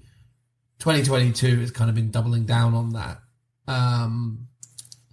But yeah, the major things we introduced in 22, we started doing Patreon, which is something that we were really adamant that we didn't want to do for a while, but we did do it. And there have been benefits to that for sure. And we really deeply appreciate our patrons. So we are going to try and do better in 23 by them. We don't want to talk in absolutes right now about what we're going to aim to do, but the expectation, at least my expectation, is that we will aim to deliver at least one piece of additional exclusive content every month for patrons. That will probably just be a patron-specific show where we essentially do more of the general chat. So maybe we do Q&As, or we do specific topics that we explore that are being, suggested by patrons. One of the things I quite liked was the idea of maybe even getting like patrons in to do like interview segments with them and just sort of talk to them and, build like little interesting, intriguing little, moments where we just talk to people from the community and do that stuff. But again, me and Phil need to actually really iron that out and experiment with it. But that's the thing, I think, in 2023 is we will experiment with that, and we will commit to doing one thing a month for patrons, because I think it's essential. Because at the end of the day, look, if we're asking for money, which we are, because we have a patron, right? And, we can dress it up however we want, but, the reality is in a virtual sense, we're standing with a cup held out, shaking it at you. So if we're going to do that, I think it's at least expected that we try and, do something in return for that support, because we need to do a better job of making it clear that we appreciate that you're supporting us, and we want to try and give something back in that instance. So that's one thing we're focusing on. And then the other is just generally improvements on my side going forward. So I've been quite open about the fact this episode that I moved house, that's been something that's created a few little quibbles as it concerns quality, because the ceilings are taller in this house, and I'm currently not in an optimal setup, and I won't be probably until January. Because we need to invest in equipment to make it better. In my old house, I just had good acoustics. It just worked. So the whole thing was relatively painless. Here, it doesn't work. I need to get some acoustic dampening. I need to actually take the time to research and understand how people build spaces that are better equipped for recording. So that's something I need to focus on. So I got this new fancy microphone, but I'm still working out how to make it work optimally. And then I'm also working in, irritating circumstances. But I have the patrons to thank for the fact that I have this new microphone. But by way of a thank you, what I need to do is work out how to use it better so as to realise the vision, I suppose. Yeah, because for the last few episodes, your mic quality's been pretty poor. Terrible. Part of that, I think, might be because you moved house and potentially the old mic got damaged. Although annoyingly, it was a relatively new mic in the grand scheme of things. It was. It was newer than my one, which is still going on strong. And my one's, I don't know, a year and a half old or something. I can't remember now. Yeah. But yeah, the fact that you could dip into our Patreon fund to afford a new mic is great, because obviously audio quality is like one of the key things that we want to maintain going forwards. But as you say, there's some more setup stuff. I think at the moment you're just in a big empty room, and once you fill it with stuff, it will get less echoey just naturally. But if there's extra stuff you need to do for it, then by all means. I've been watching videos on how to build recording studios in their house. So basically like people building sheds in their own house and then like soundproofing them and doing all this kind of stuff. And I was like, oh, maybe I should just do that. Maybe I should just go down B&Q and buy a generic like £100 shed and just build it. I mean, that house. seems a bit much. No, I know. I think we'll see how it goes. I think, I'm going to invest in trying to make it work better. Because I just want it to sound better. But look, I mean, all that being said, I think 2023, I think for us will be pretty much business as it's been in 2022. We're going to keep to the same fortnightly release cadence. But as Phil has stated, we're going to try and move away as soon as 10th edition rolls around from the sorts of codex reviews that we've been having. We just need to do more work. That's the reality of it, right? The reason why the codex reviews were a nice fit for the 2021 season, shall we call it, is because it didn't require much work. We just picked up a book and read it. But the problem is with that is it means that we basically just tediously read all of it and formed our opinions on the spot. And as a result, we just ended up with 3-4 hour long episodes of us going, oh, I reckon this is interesting. I wonder how that synergizes. Don't know yet. Let's go and figure out. And over the course of those episodes, we ended up in a place where we, arrived at a good consensus. But I think the problem is that actually what we should be doing is putting some work in beforehand, formulating some opinions, and wrapping up a codex review as a segment of a broader podcast production, and maybe have an hour or 2 hours where we talk about the codexes and talk about the rules and talk about the impact they have on the game and what we like about them, but not pour over the detail, because it just gets to a point where it just gets quite tedious for us to record, or at least me personally. I don't know how you feel on that side of things, Phil. Well, it's a lot of work. It's on average like what used to be a maybe 1 to 2 night episode often becomes at least 3 night minimum episode to try and get it all done, plus the intro and outro and reviews and stuff like that. So yeah, it can be a bit much, and I think we do go into the weeds of it quite a bit in terms of going through the stat lines and the stuff. I do think it was still good to, and maybe we could trial this out with the Guard one, because I'm going to extensively read it all in advance, so I will have some opinions to talk about. But I still think it's good to talk about some of the generic core army abilities, and then I think everything else we should just be picking out and talking about new interesting things. I think that's easier to do with armies that we own and are passionate about, because we can obviously go, well, this has changed from the last one. Yeah. This is why this rubbish unit is now really good, and talk about it from that point of view. Whereas sometimes we're reviewing codexes that we know nothing about. I don't think that really washes anymore, though, mate, considering that we've reviewed every book now. That's true. But, a lot of them we don't play, I think, is more. But you still retain things about it, right? Like, if I said to you, talk to me broadly about what you think about Chaos Knights, you've not played Chaos Knights, but you've reviewed them quite extensively and formed opinions on it, so you will retain Chaos Knight information, right?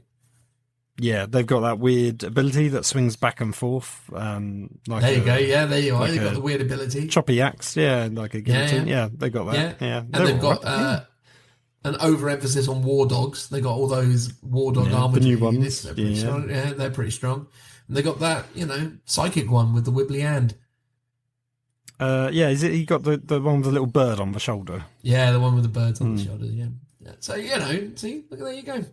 No, I think that's the thing. I think for next year, emphasis just needs to be on trying to be a bit more original with content and not just double. We're still gonna do current events, news, reviews, that stuff, because it's just good fodder, right? Like it's the, the stuff that people are interested in, because people want to hear opinions about current things. But I think as well, we just need to try and be more broadly focused on other things as well. And we need to definitely just try and get back to doing some of our original stuff. The other thing as well, I think for 2023, big thing for me, and this is more of a stretch goal than a firm commitment at this stage, but I would like in 2023 to run a Lookout Sir event. I think that would be something that I really want to do in 2023. That's something I'm shooting for.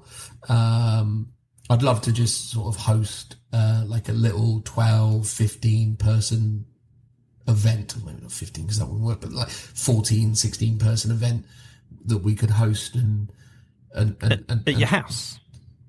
Not at my house, because I couldn't. You don't want people to know where you live. It's not that I don't want people to know where I live, although obviously I don't want people to know where I live ideally. But like, it's more just a case of my house couldn't accommodate it. But although again, I mean that's a big focus for me in 2023, which isn't related to the podcast necessarily, but it is like building up those hobby spaces and creating that balance. But that's something we've probably already touched on. But yeah, look, I think next year the main takeaways for me anyway is me and Phil are in it for another year. We've had the conversation. We still love doing it. I can't guarantee that I'm going to keep loving doing it. I accept the fact that it's going to end one day. I don't think we can just keep doing this forever until one of us dies. That's the promise. Well, I don't know if I can make that promise. I think, I'm always... You'll just have to kill yourself, Dan. I just don't advocate for that. Why would you want that? Until one of us dies. Oh, God. No, that or you've got to murder me, Dan. That's the only way out. That's the only way out, Dan. It's not my only way out. Don't make me change my mind for here and now.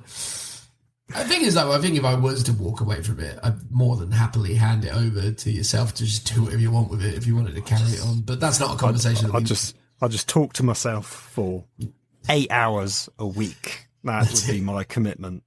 That's it. We go from a trio to a duo to just you. I think that's it, though. I think, inevitably it's going to get to a point where I probably need to call time on it, but that isn't now. And I think if that day ever came, I would try my best to make sure that I was open about it in advance of it happening.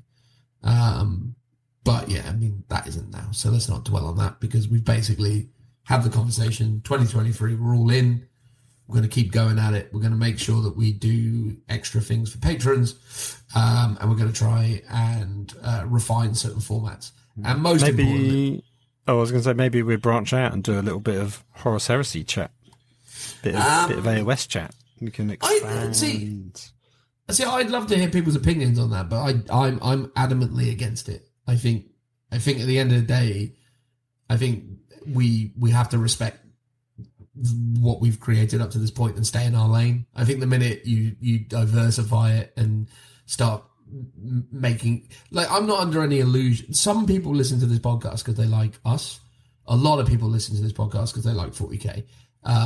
And they just like maybe aspects of our opinions, or they like disagreeing with us, or we're just one of the many sources of content that's in their regular rotation. So, like, I don't want to, create a scenario where people are downloading what they think is a 40k podcast and they're being subjected to aggressive amounts of Age of Sigmar. Like this episode, you mean? Well, I don't think we were too bad with it because it's just something we're working on, and that was more of a project update. I mean, no, indeed, no, I'm being a bit difficult. I wouldn't necessarily ever say we would do a whole episode on something, but a little, themed outro maybe where we slide in. Maybe a little nugget of one of the other game systems. Yeah, perhaps. I think I think it's been evident that we have been diversifying our gaming over the course of this year because of a general kind of with 40k, which, you know, is a shame because I still love it, but I just struggle with it at the moment.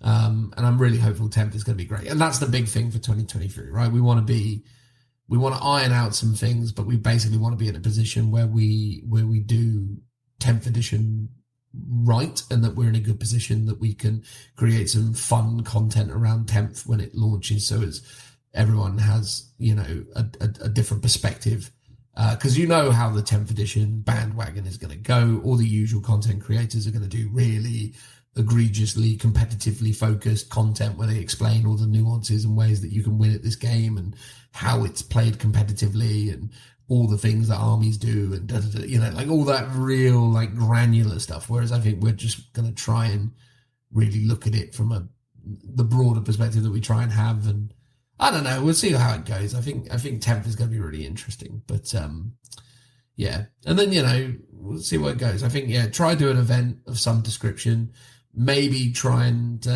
facilitate a meet and greet if anyone's interested in such a thing at Warhammer Fest. Because Warhammer Fest is in May, we're all going, so we probably want to try and make that happen. And then, yeah, beyond that, it's just like, I think it's business as usual, but it's just a refining process and heavy emphasis on increasing quality. I'm aware that my mic has been inconsistent recently, and I'm aware that it's been inconsistent today. I just need to get better and continue working with it. And I appreciate you guys tolerating it. But hopefully this has been better, if not at least more consistent what it's been historically. But yeah, I don't really know how much more there is left to say, really. It's just a case of, you know, thank you to everyone for listening and supporting the podcast. 2023 is potentially going to be a really amazing year for 40k. So I'm really excited about what it represents. And I think I'm really grateful to be in the position we're in where we have an audience that are interested in what we have to contribute to the community. And, you know, I don't want to sort of let down our listeners in 2023. I want to get excited again. I want to bring the passion back to this. I want to make this, you know, feel more lively and more exciting and more of what people, I guess, like about what we do. So yeah, just going to double down on the things that we think people like. We're going to try and do more for the patrons. We are going to get all excited about 10th edition.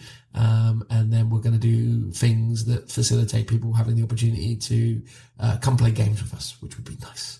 And that's it, I think. Phil? Yeah, unless you want to briefly touch on the end of year quiz. Do we want to talk about that? Do we not want to talk about that?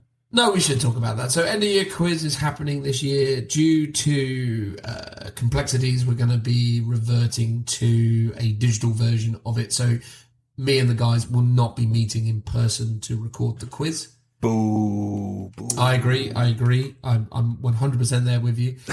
It's just I just want our Christmas meal afterwards. That's really what it's about. Well, you know, I'm trying to facilitate that in some way, shape, or form. But it's everyone's schedules are such a nightmare this year. It seems it's like anyway. But we're going to do the quiz. It's going to be a little bit of a more efficient production for this year. And then for next year, we hope to try and go back to doing it, air quotation marks, properly. I think 2021 was a really hard year for us because everyone got COVID, and then it was a real struggle. And then one of the other issues was the audio quality was awful. The Christmas 2021 quiz is by far and away one of our worst performing podcast episodes ever. And it's no surprise because it sounds utterly awful. And I didn't have the time to work out how to solve that while still doing the whole video piece. So the easiest solution was we'll do what we usually do when we record a podcast episode, but the only variable is that we'll have video. So it'll be us recording remotely on video. And the plan is to do 2 versions of it. So I think the YouTube version will be, so there'll be the audio version that goes on the podcast.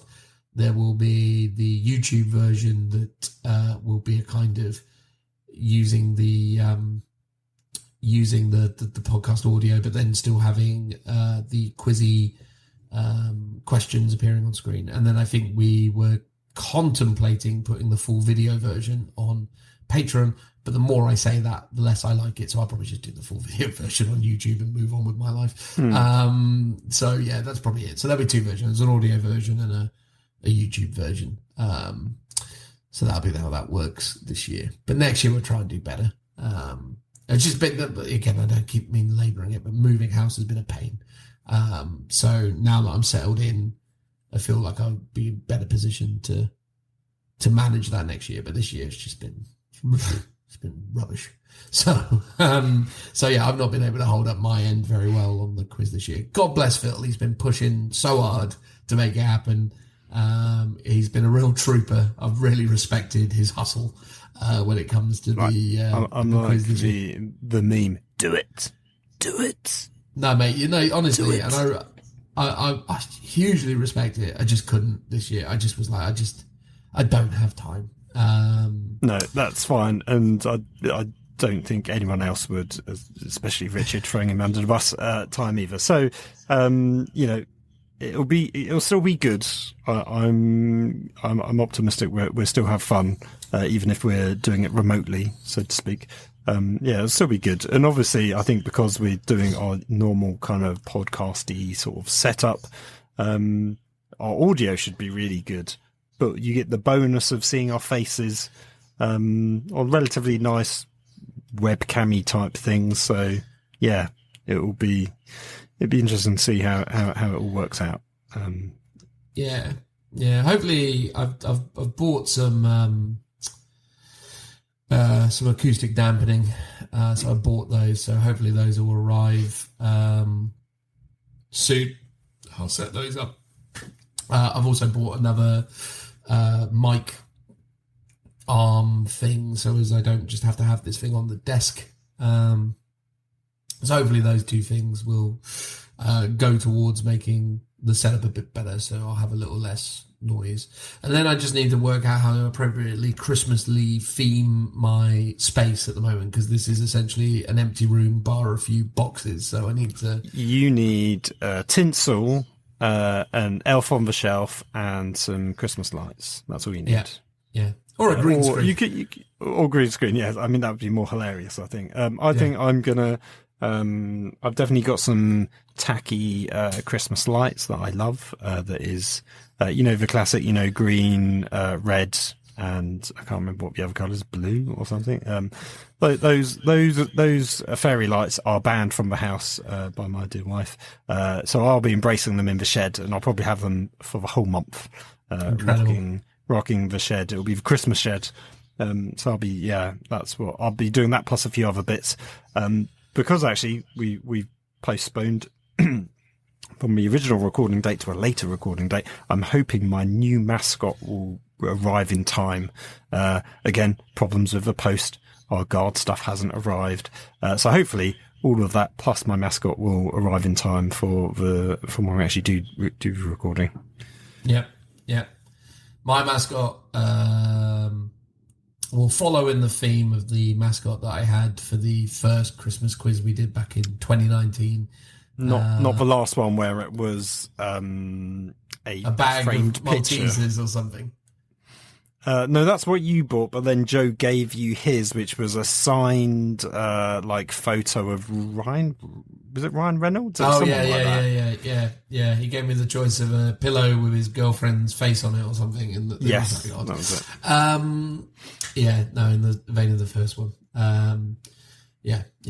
Commemorating the great life of Jason David Frank, the now deceased Green Ranger, R.I.P.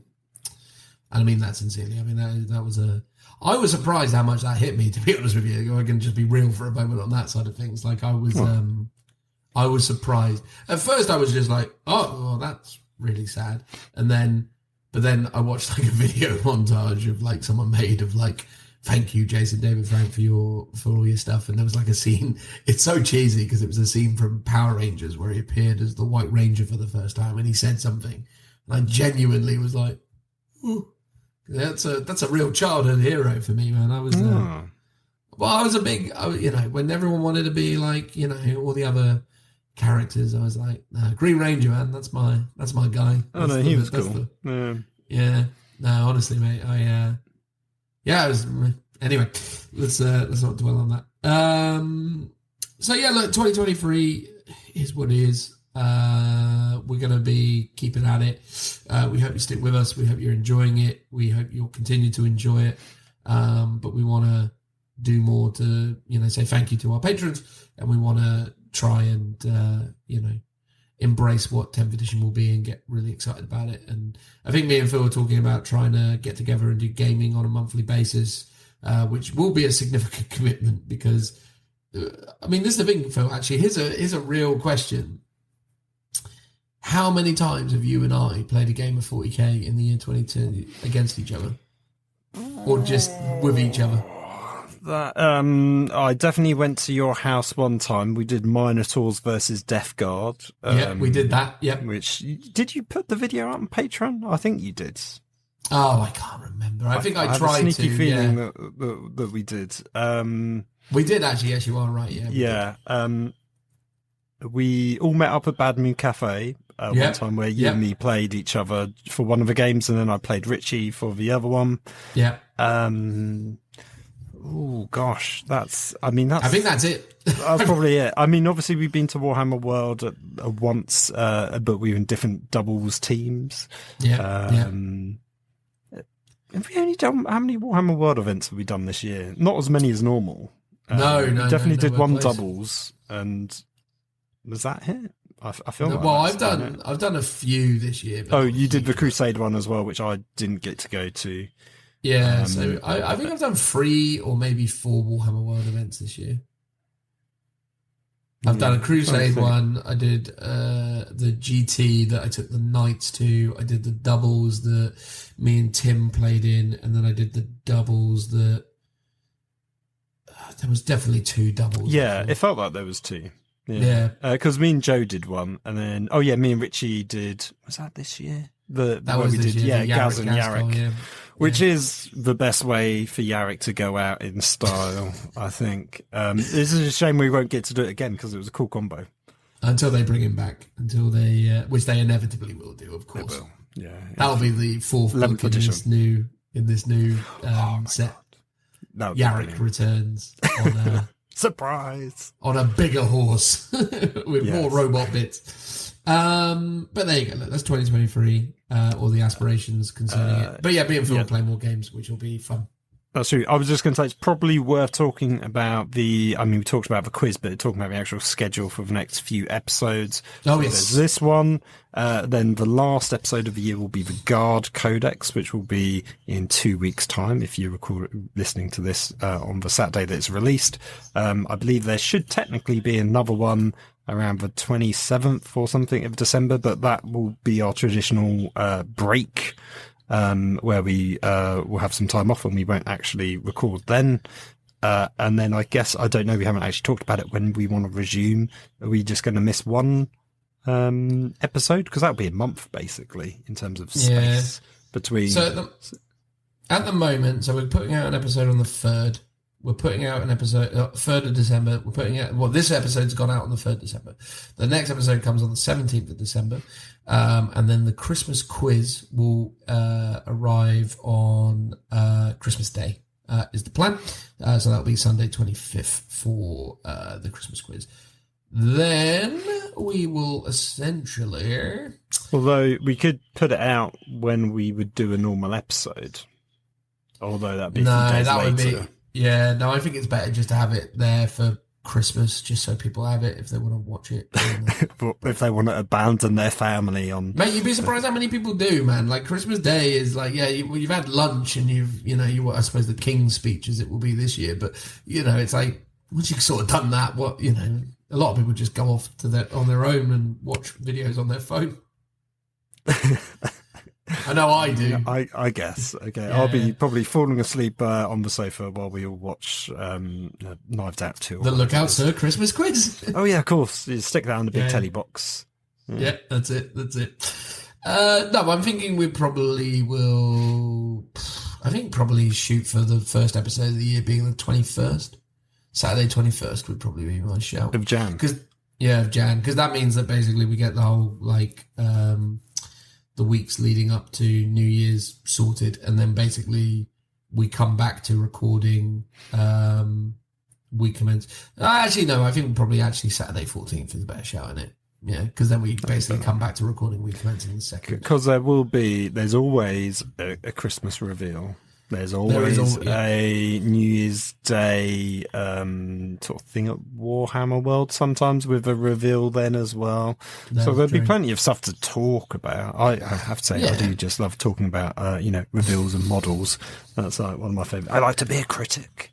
No, absolutely, mate. Me too. No, I think this is the thing. I think most people accept that over the January, December period, everyone unless they are sincerely professional content creators, you expect some fluctuation, and you're going to have that with us, and you've had that with us every year. But we ride it and we deal with it and we move on. So I think, there'll be a quietish period, but we'll come back with a vengeance in 2023 and get hyped for 10th and see what's there for us. But no, I'm excited for it, man. I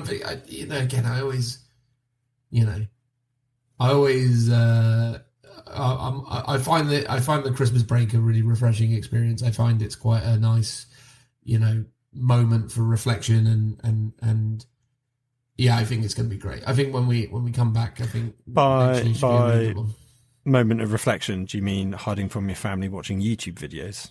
Yeah, well, mate, how I choose to reflect is my business. But, that's fundamentally it. But there you go, 2023. It's crazy that it's not that far away at all. But good times. I'm looking forward to it. I think it's going to be a pretty good year for 40K and for us in the general sense, and we'll see where it takes us. But obviously, massive thank you to everyone who supports us and listens to us and is, engaging with us on social media.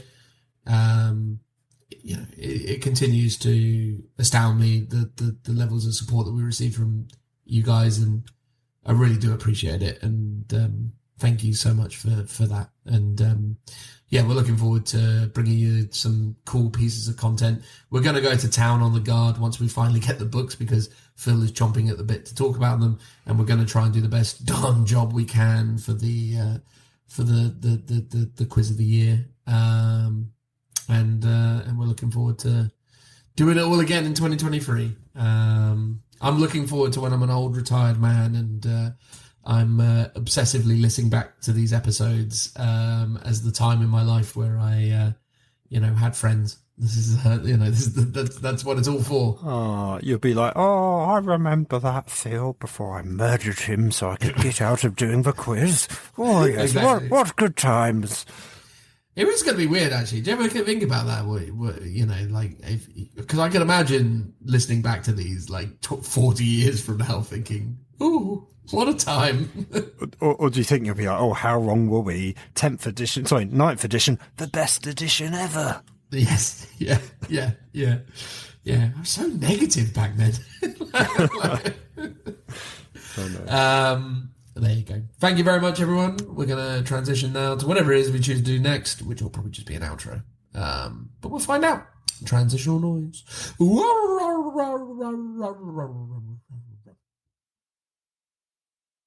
Well, there we go. A montage of moments. Should have been the Astra Militarum, Phil. Should have been, but we just weren't able to get it done. What a shame, eh?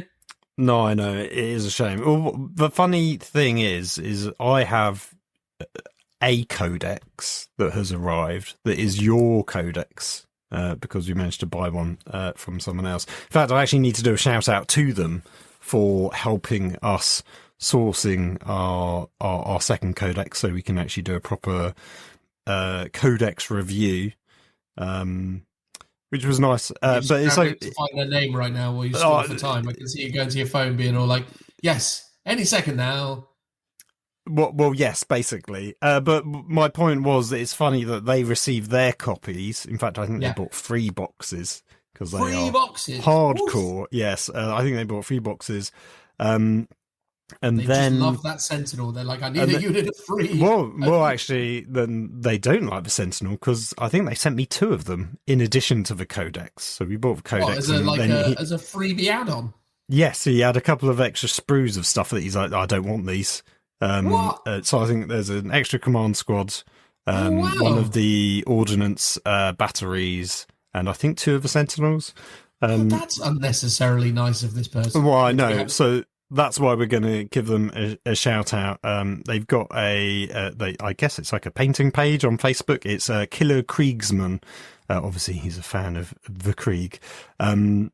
Shock so you can check him out there, and then he's on Instagram as Death Korpsman 85 as well, if you want to see his work on Instagram. Amazing. What an absolute legend. So yeah, that's very cool of them.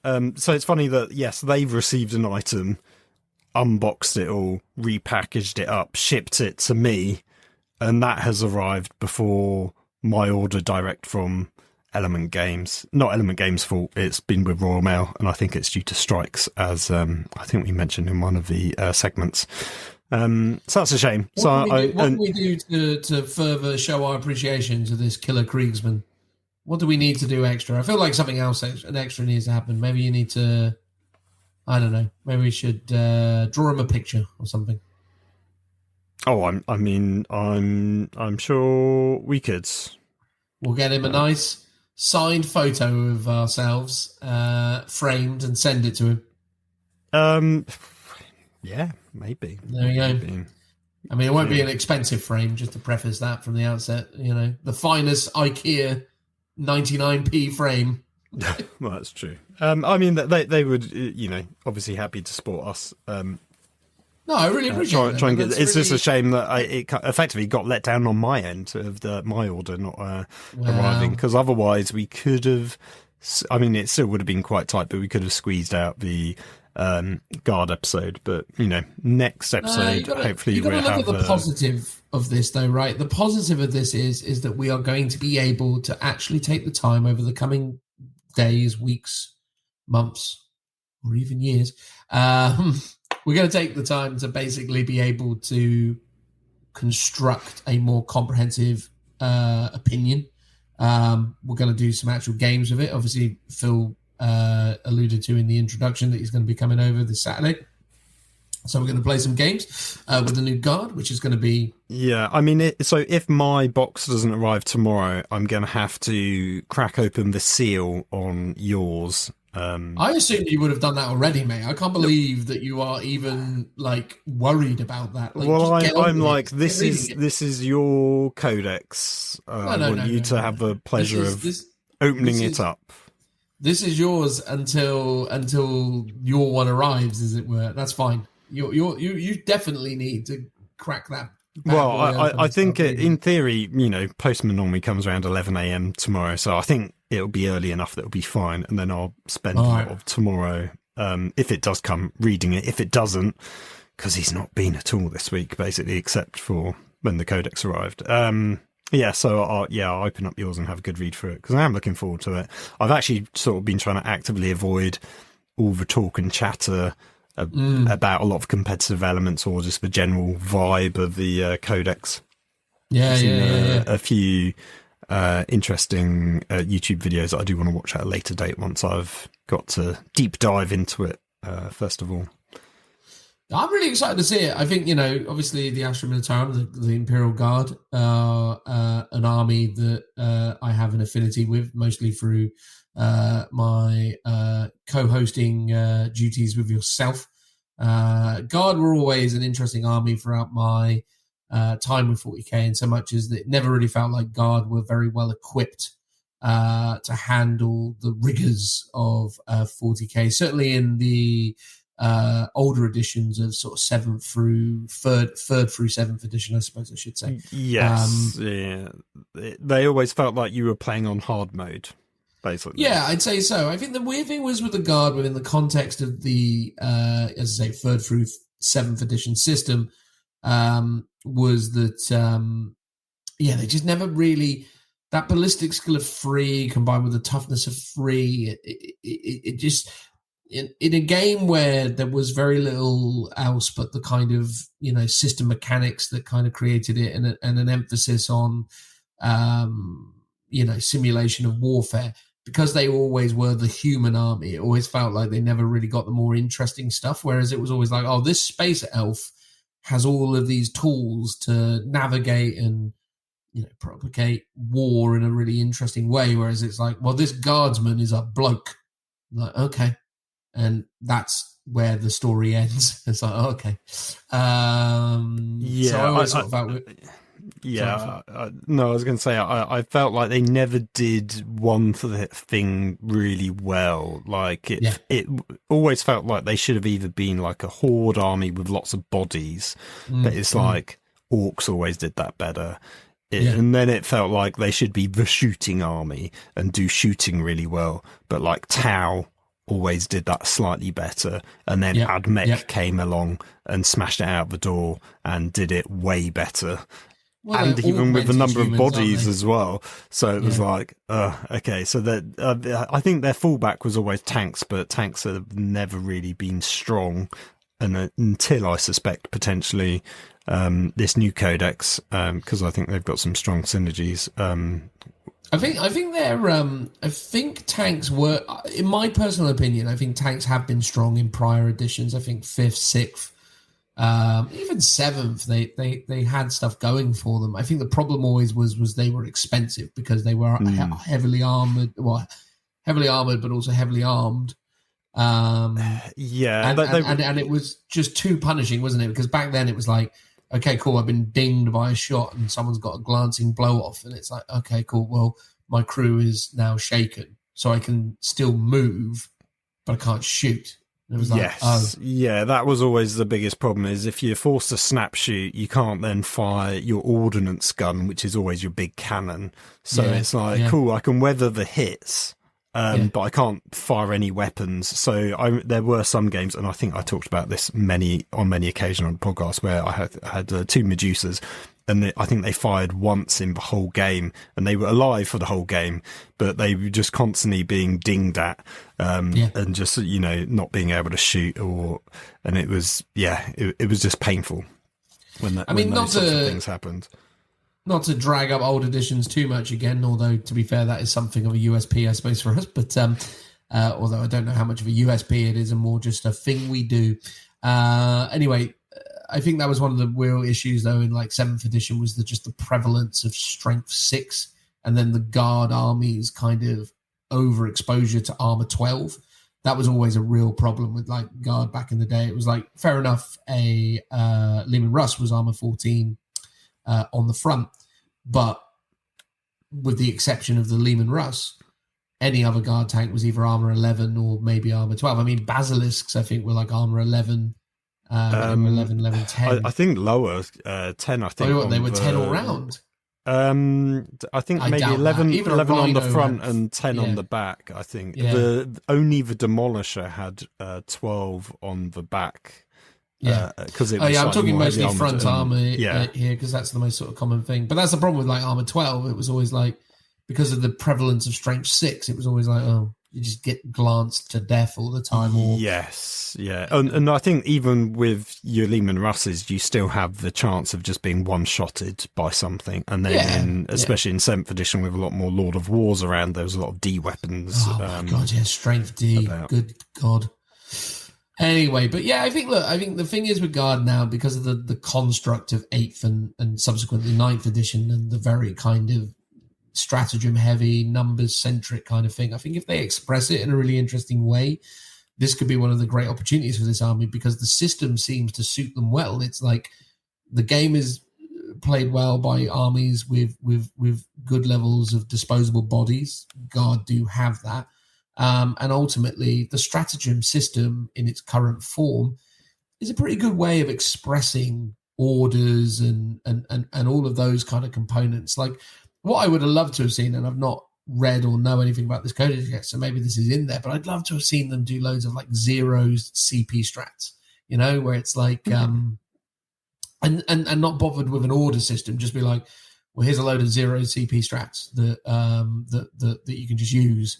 And maybe it's like, or maybe it was like something like, these are sort of these strats, but then certain commanders with certain war gear traits, warlord traits could make those cost 0 CP or something. I don't know. Like, there could have been ways that they could have integrated it into the stratagem system, because ultimately, what is the stratagem system if not a depiction of a command infrastructure and orders, essentially? Basically the commander is saying, do that better. And thus stratagem is I've always liked the order system. I think I almost would have liked orders to be adopted by other armies, because every army gives out orders in some fashion. What I think is the downside of 8th and 9th, and I don't want this to be an addition chat, but I always thought the aura bubble effect, to be like, reroll ones for your captain or your lieutenant, for example, should always just be in order, and you give it to like a unit. And I think actually that aura ability basically forces armies to always bunch up, because you want to maximize the efficiency of that. So that's, and I've noticed it a lot more in 8th and 9th, that armies are always like in one big blob, and very rarely spread out like they used to be in previous editions, which I always thought was a much better sort of visual mechanic, making better use of terrain as opposed to just hiding behind like one big building and stuff. I think the only time you should use aura's abilities is either when it's like a psychic power, or it's like representing like a shield generator or something, which would physically have a bubble, or a leadership bonus. I think that should be an aura. But I think everything else should be much more like the orders mechanics, where you point at someone within range and you say, I'm telling them to do something.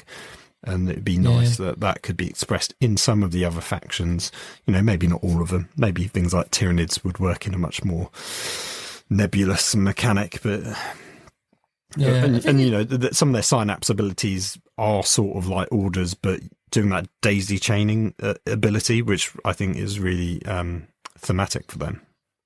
Yeah, the thing that's always interesting, I suppose, now though, is that because deep striking, or the various rules that contribute, to the effect of arriving from reserves somewhere on the board, because there's that 9-inch restriction, and because the boards are smaller. And even when you're like doing infiltrating moves and all the rest of it, again, these 9-inch kind of no-fly zones create like really interesting dynamics, which essentially force armies into more kind of clumpy situations. Anyway, back in the day when and within Horus Heresy, for example, where you can just bring stuff down within an inch of enemy units, it broke up the battlefield more and created more opportunities for there to be little task forces having little conflicts in little place in sections of the board. I'd love it if again, not that we want to get too deep into 10th edition or edition chats, but I'd love it if we got into a situation where maybe like task forces had like specific command infrastructures, and that you ended up in a situation where there are incentives for having, units assigned to small like leadership structures, and that, that ultimately like the captain characters can, like you say, issue an order, but then, maybe there's like a lieutenant and their retinue, and then that retinue gains benefits from that lieutenant, but no one else is gaining those benefits because they have no affinity with that individual. I'd also love it if they were able to express certain negatives or other things, like, try and showcase some of the stupidity of like warfare. Maybe it is like, I don't know, like, oh, this Inquisitor has come along and is basically seized control of our regiment. We don't like him very much, so we're going to be less efficient. Yes, have a leadership morale go down and stuff like that.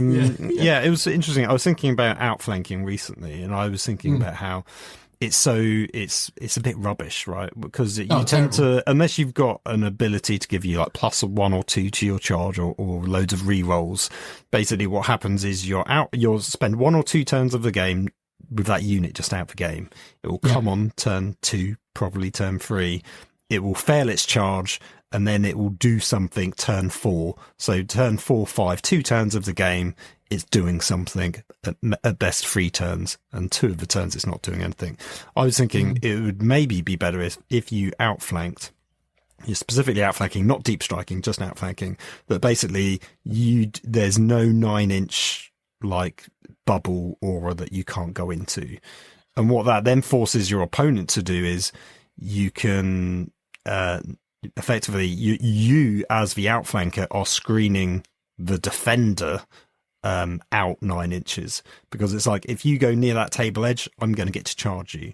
And you might want to do that. You might have to then have a difficult choice of, am I going to have some weak chaff units on the side to soak up that charge? Or am I going to hide my units back more into the centre? It would, I think, make it more efficient. And as you say, if you had certain detachments, like an actual vanguard detachment, the whole point of vanguard detachments is they are outflanking, that you stick units in there, you can all outflank with them, actually give detachments benefits for doing the thing they're meant to do, not just unit compositions, because that's currently what it is. It's like, oh, you want to take a load of heavy support, take a spearhead or what have you. And then spearhead detachments get like, you know, some kind of tank hunting ability or something, or like attribute abilities to certain detachments, and also get rid of command points and stratagems. And just revert to a system of maybe a few universal things, and try and get rid of rerolls and reduce ranges and all the things I said earlier. Anyway, so there we go. I mean, you know, what's going to be good is in the next episode we'll do a real deep dive into Astra Militarum. I'm very excited to see what they've made of this army. I think it's going to be really exciting, so I'm looking forward to that. Other things. Christmas quiz is coming up. We're going to be putting that out on Christmas Day. So that is the Warhammer 40,000 Quiz of the Year, which we'll be putting out Christmas Day. We've already talked about it, but me and Phil will be recording with Richie and Tim. By all accounts, Joe will not be in attendance. Our defending champion has relinquished their title. He's cutting and running while he's on the up. That's it. I mean, as a little going away present, he appears to have lost the championship, which is a fantastic... You mean the trophy? The trophy, yes, that's right. Yes. Yeah. So he's managed to lose the trophy, which is no great shocker, but a little bit of a disappointing situation because, you know, fair play to Phil. He put a fair bit of work into getting that done. So we're hopeful that Joe will have an uncharacteristically, you know, pleasant moment of competency beyond answering quiz questions, and go and find the lost trophy. But I don't think either me or Phil are holding our breath as it concerns that one, right, mate? Probably not. I mean, it's just a classic Joe move to go, oh yeah, I left it at my old job and it's probably still there, but I can't be bothered to go back and find it. Thanks. Exactly. Thanks, Joe. Yeah. Cheers, mate. Thanks. You're a hero. We love you, really. No, we do. I mean, you know, it doesn't matter. He's not listening to this, so it's fine. So anyway, so that's that. So the Christmas quiz goes ahead. It's going out Christmas Day. We're going to be again, we've sort of talked about this already in the thing, but we'll be taking a break over Christmas. So the last episode of Look Out Sir will go out on so obviously this one's happening Saturday 3rd, then Saturday 17th will be our Astra Militarum episode. Sunday the 25th, Christmas Day, you will get the Christmas quiz, and then we will effectively go absent until Saturday the 14th of January. So that is effectively our timeline on that going forwards. We'll make sure to post some stuff on like social media and things anyway, for those not listening right now or unable to retain that kind of information. So we'll make sure that's all out there. But yeah, so that's it really. I mean, the Christmas stuff's going to be cool. I've purchased a new microphone. Thank you so much to our patrons for enabling me to be able to do this. I acknowledge that it doesn't sound great just yet, but I think you will agree that at least it is consistent, which the other one wasn't. So I've noticed already, getting used to using this thing, that we're not seeing the same kind of peaks and troughs. We're not seeing the dips in audio, which is a real win. What I need to do and what I have done is I've purchased stuff to help acoustically dampen my room more appropriately, so as I can create a better quality sound going forwards. But have please bear you with got me. yourself hundreds of egg cartons? No, I bought the Elgato acoustic dampening kits, so I got 2 of those on their way. I've also got a new mic arm thing coming. Frustratingly, I still own my old one, but effectively I can't find the bracket for it, and for whatever reason I couldn't find anyone that was selling them separately. Plus also it's a bit old and rickety, so I figured, whatever, I'll get a new one. So hopefully once I got those things, that'll contribute to the overall quality of this, which, is something we're really hopeful for. And that's it, really. I think in terms of like major sort of things that are going on at the moment. Outside of that, looking forward to hanging out with you on Saturday, mate, playing some games.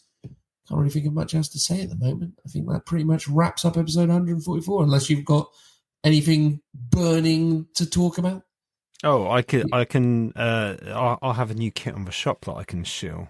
Come on, mate! Yeah, plug your Christmas tack. Out today, as of listening the Saturday. Amazing. So What is it, Phil? What is it? Tell us. About it's your new my environment filter kit. So there's a is top that the Chimera hatch, thing? the filter unit for the Chimera. So one of my first set of videos I did on YouTube was all about kit bashing a Storm Chimera. Yes, I remember. And as part of that, you basically take the las guns and you reverse them, so you plug up those holes with nice little domes. And then I had the searchlight kit from Forge World, which was an upgrade piece that you put that in the where the top double hatch goes at the back. And then I had a spare filter from I think it was the Super Heavy upgrade kit, and I stuck that on top, and that was my converted Storm Chimera, because it had a nice filter unit on and had a nice little bit of detail and stuff. Nice.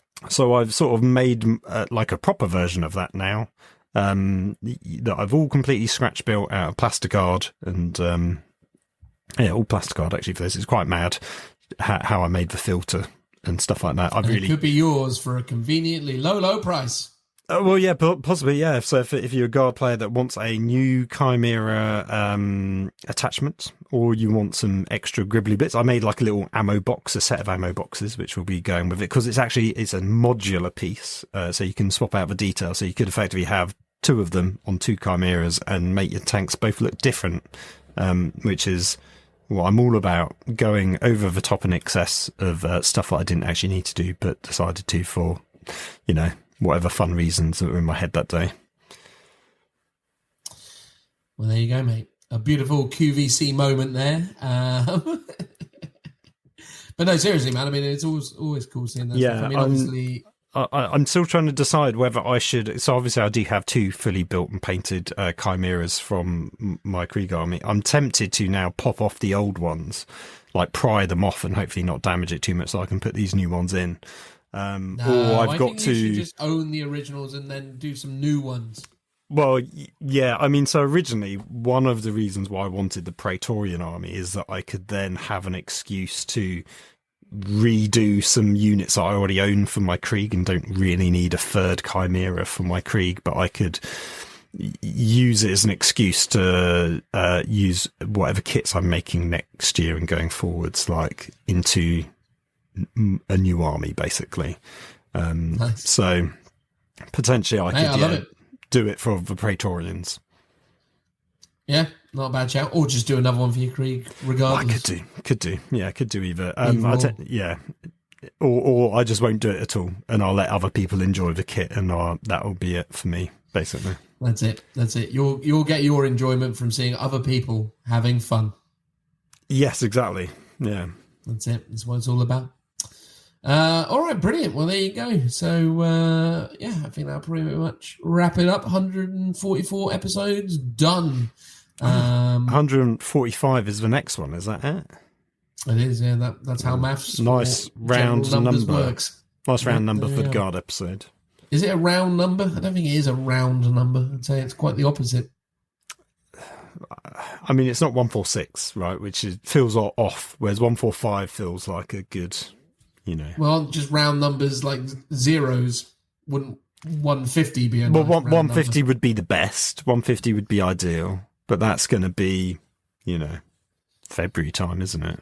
That's going to be sometime in January or February. Yeah, no, February time. Maybe even March actually. Yeah. Because This is the problem now that we've moved. When we were doing the the fortnightly release schedule, it's in 2021 we smashed through like milestones. We did hundreds of well, not hundreds but tens of episodes that year. Well, like 50 odd. Yeah. Strange how that works out. Anyway, goodbye everybody. Goodbye. Bye. Bye. We've got another problem. Ay. It's Dragonzord in battle mode. It can only be an imposter. Let me take him on, Zordon. But you will be all alone against them, Tommy. Give me this chance. I can handle him. Very well then. And let the power protect you. All right. It's morphin' time. Dragon Sword!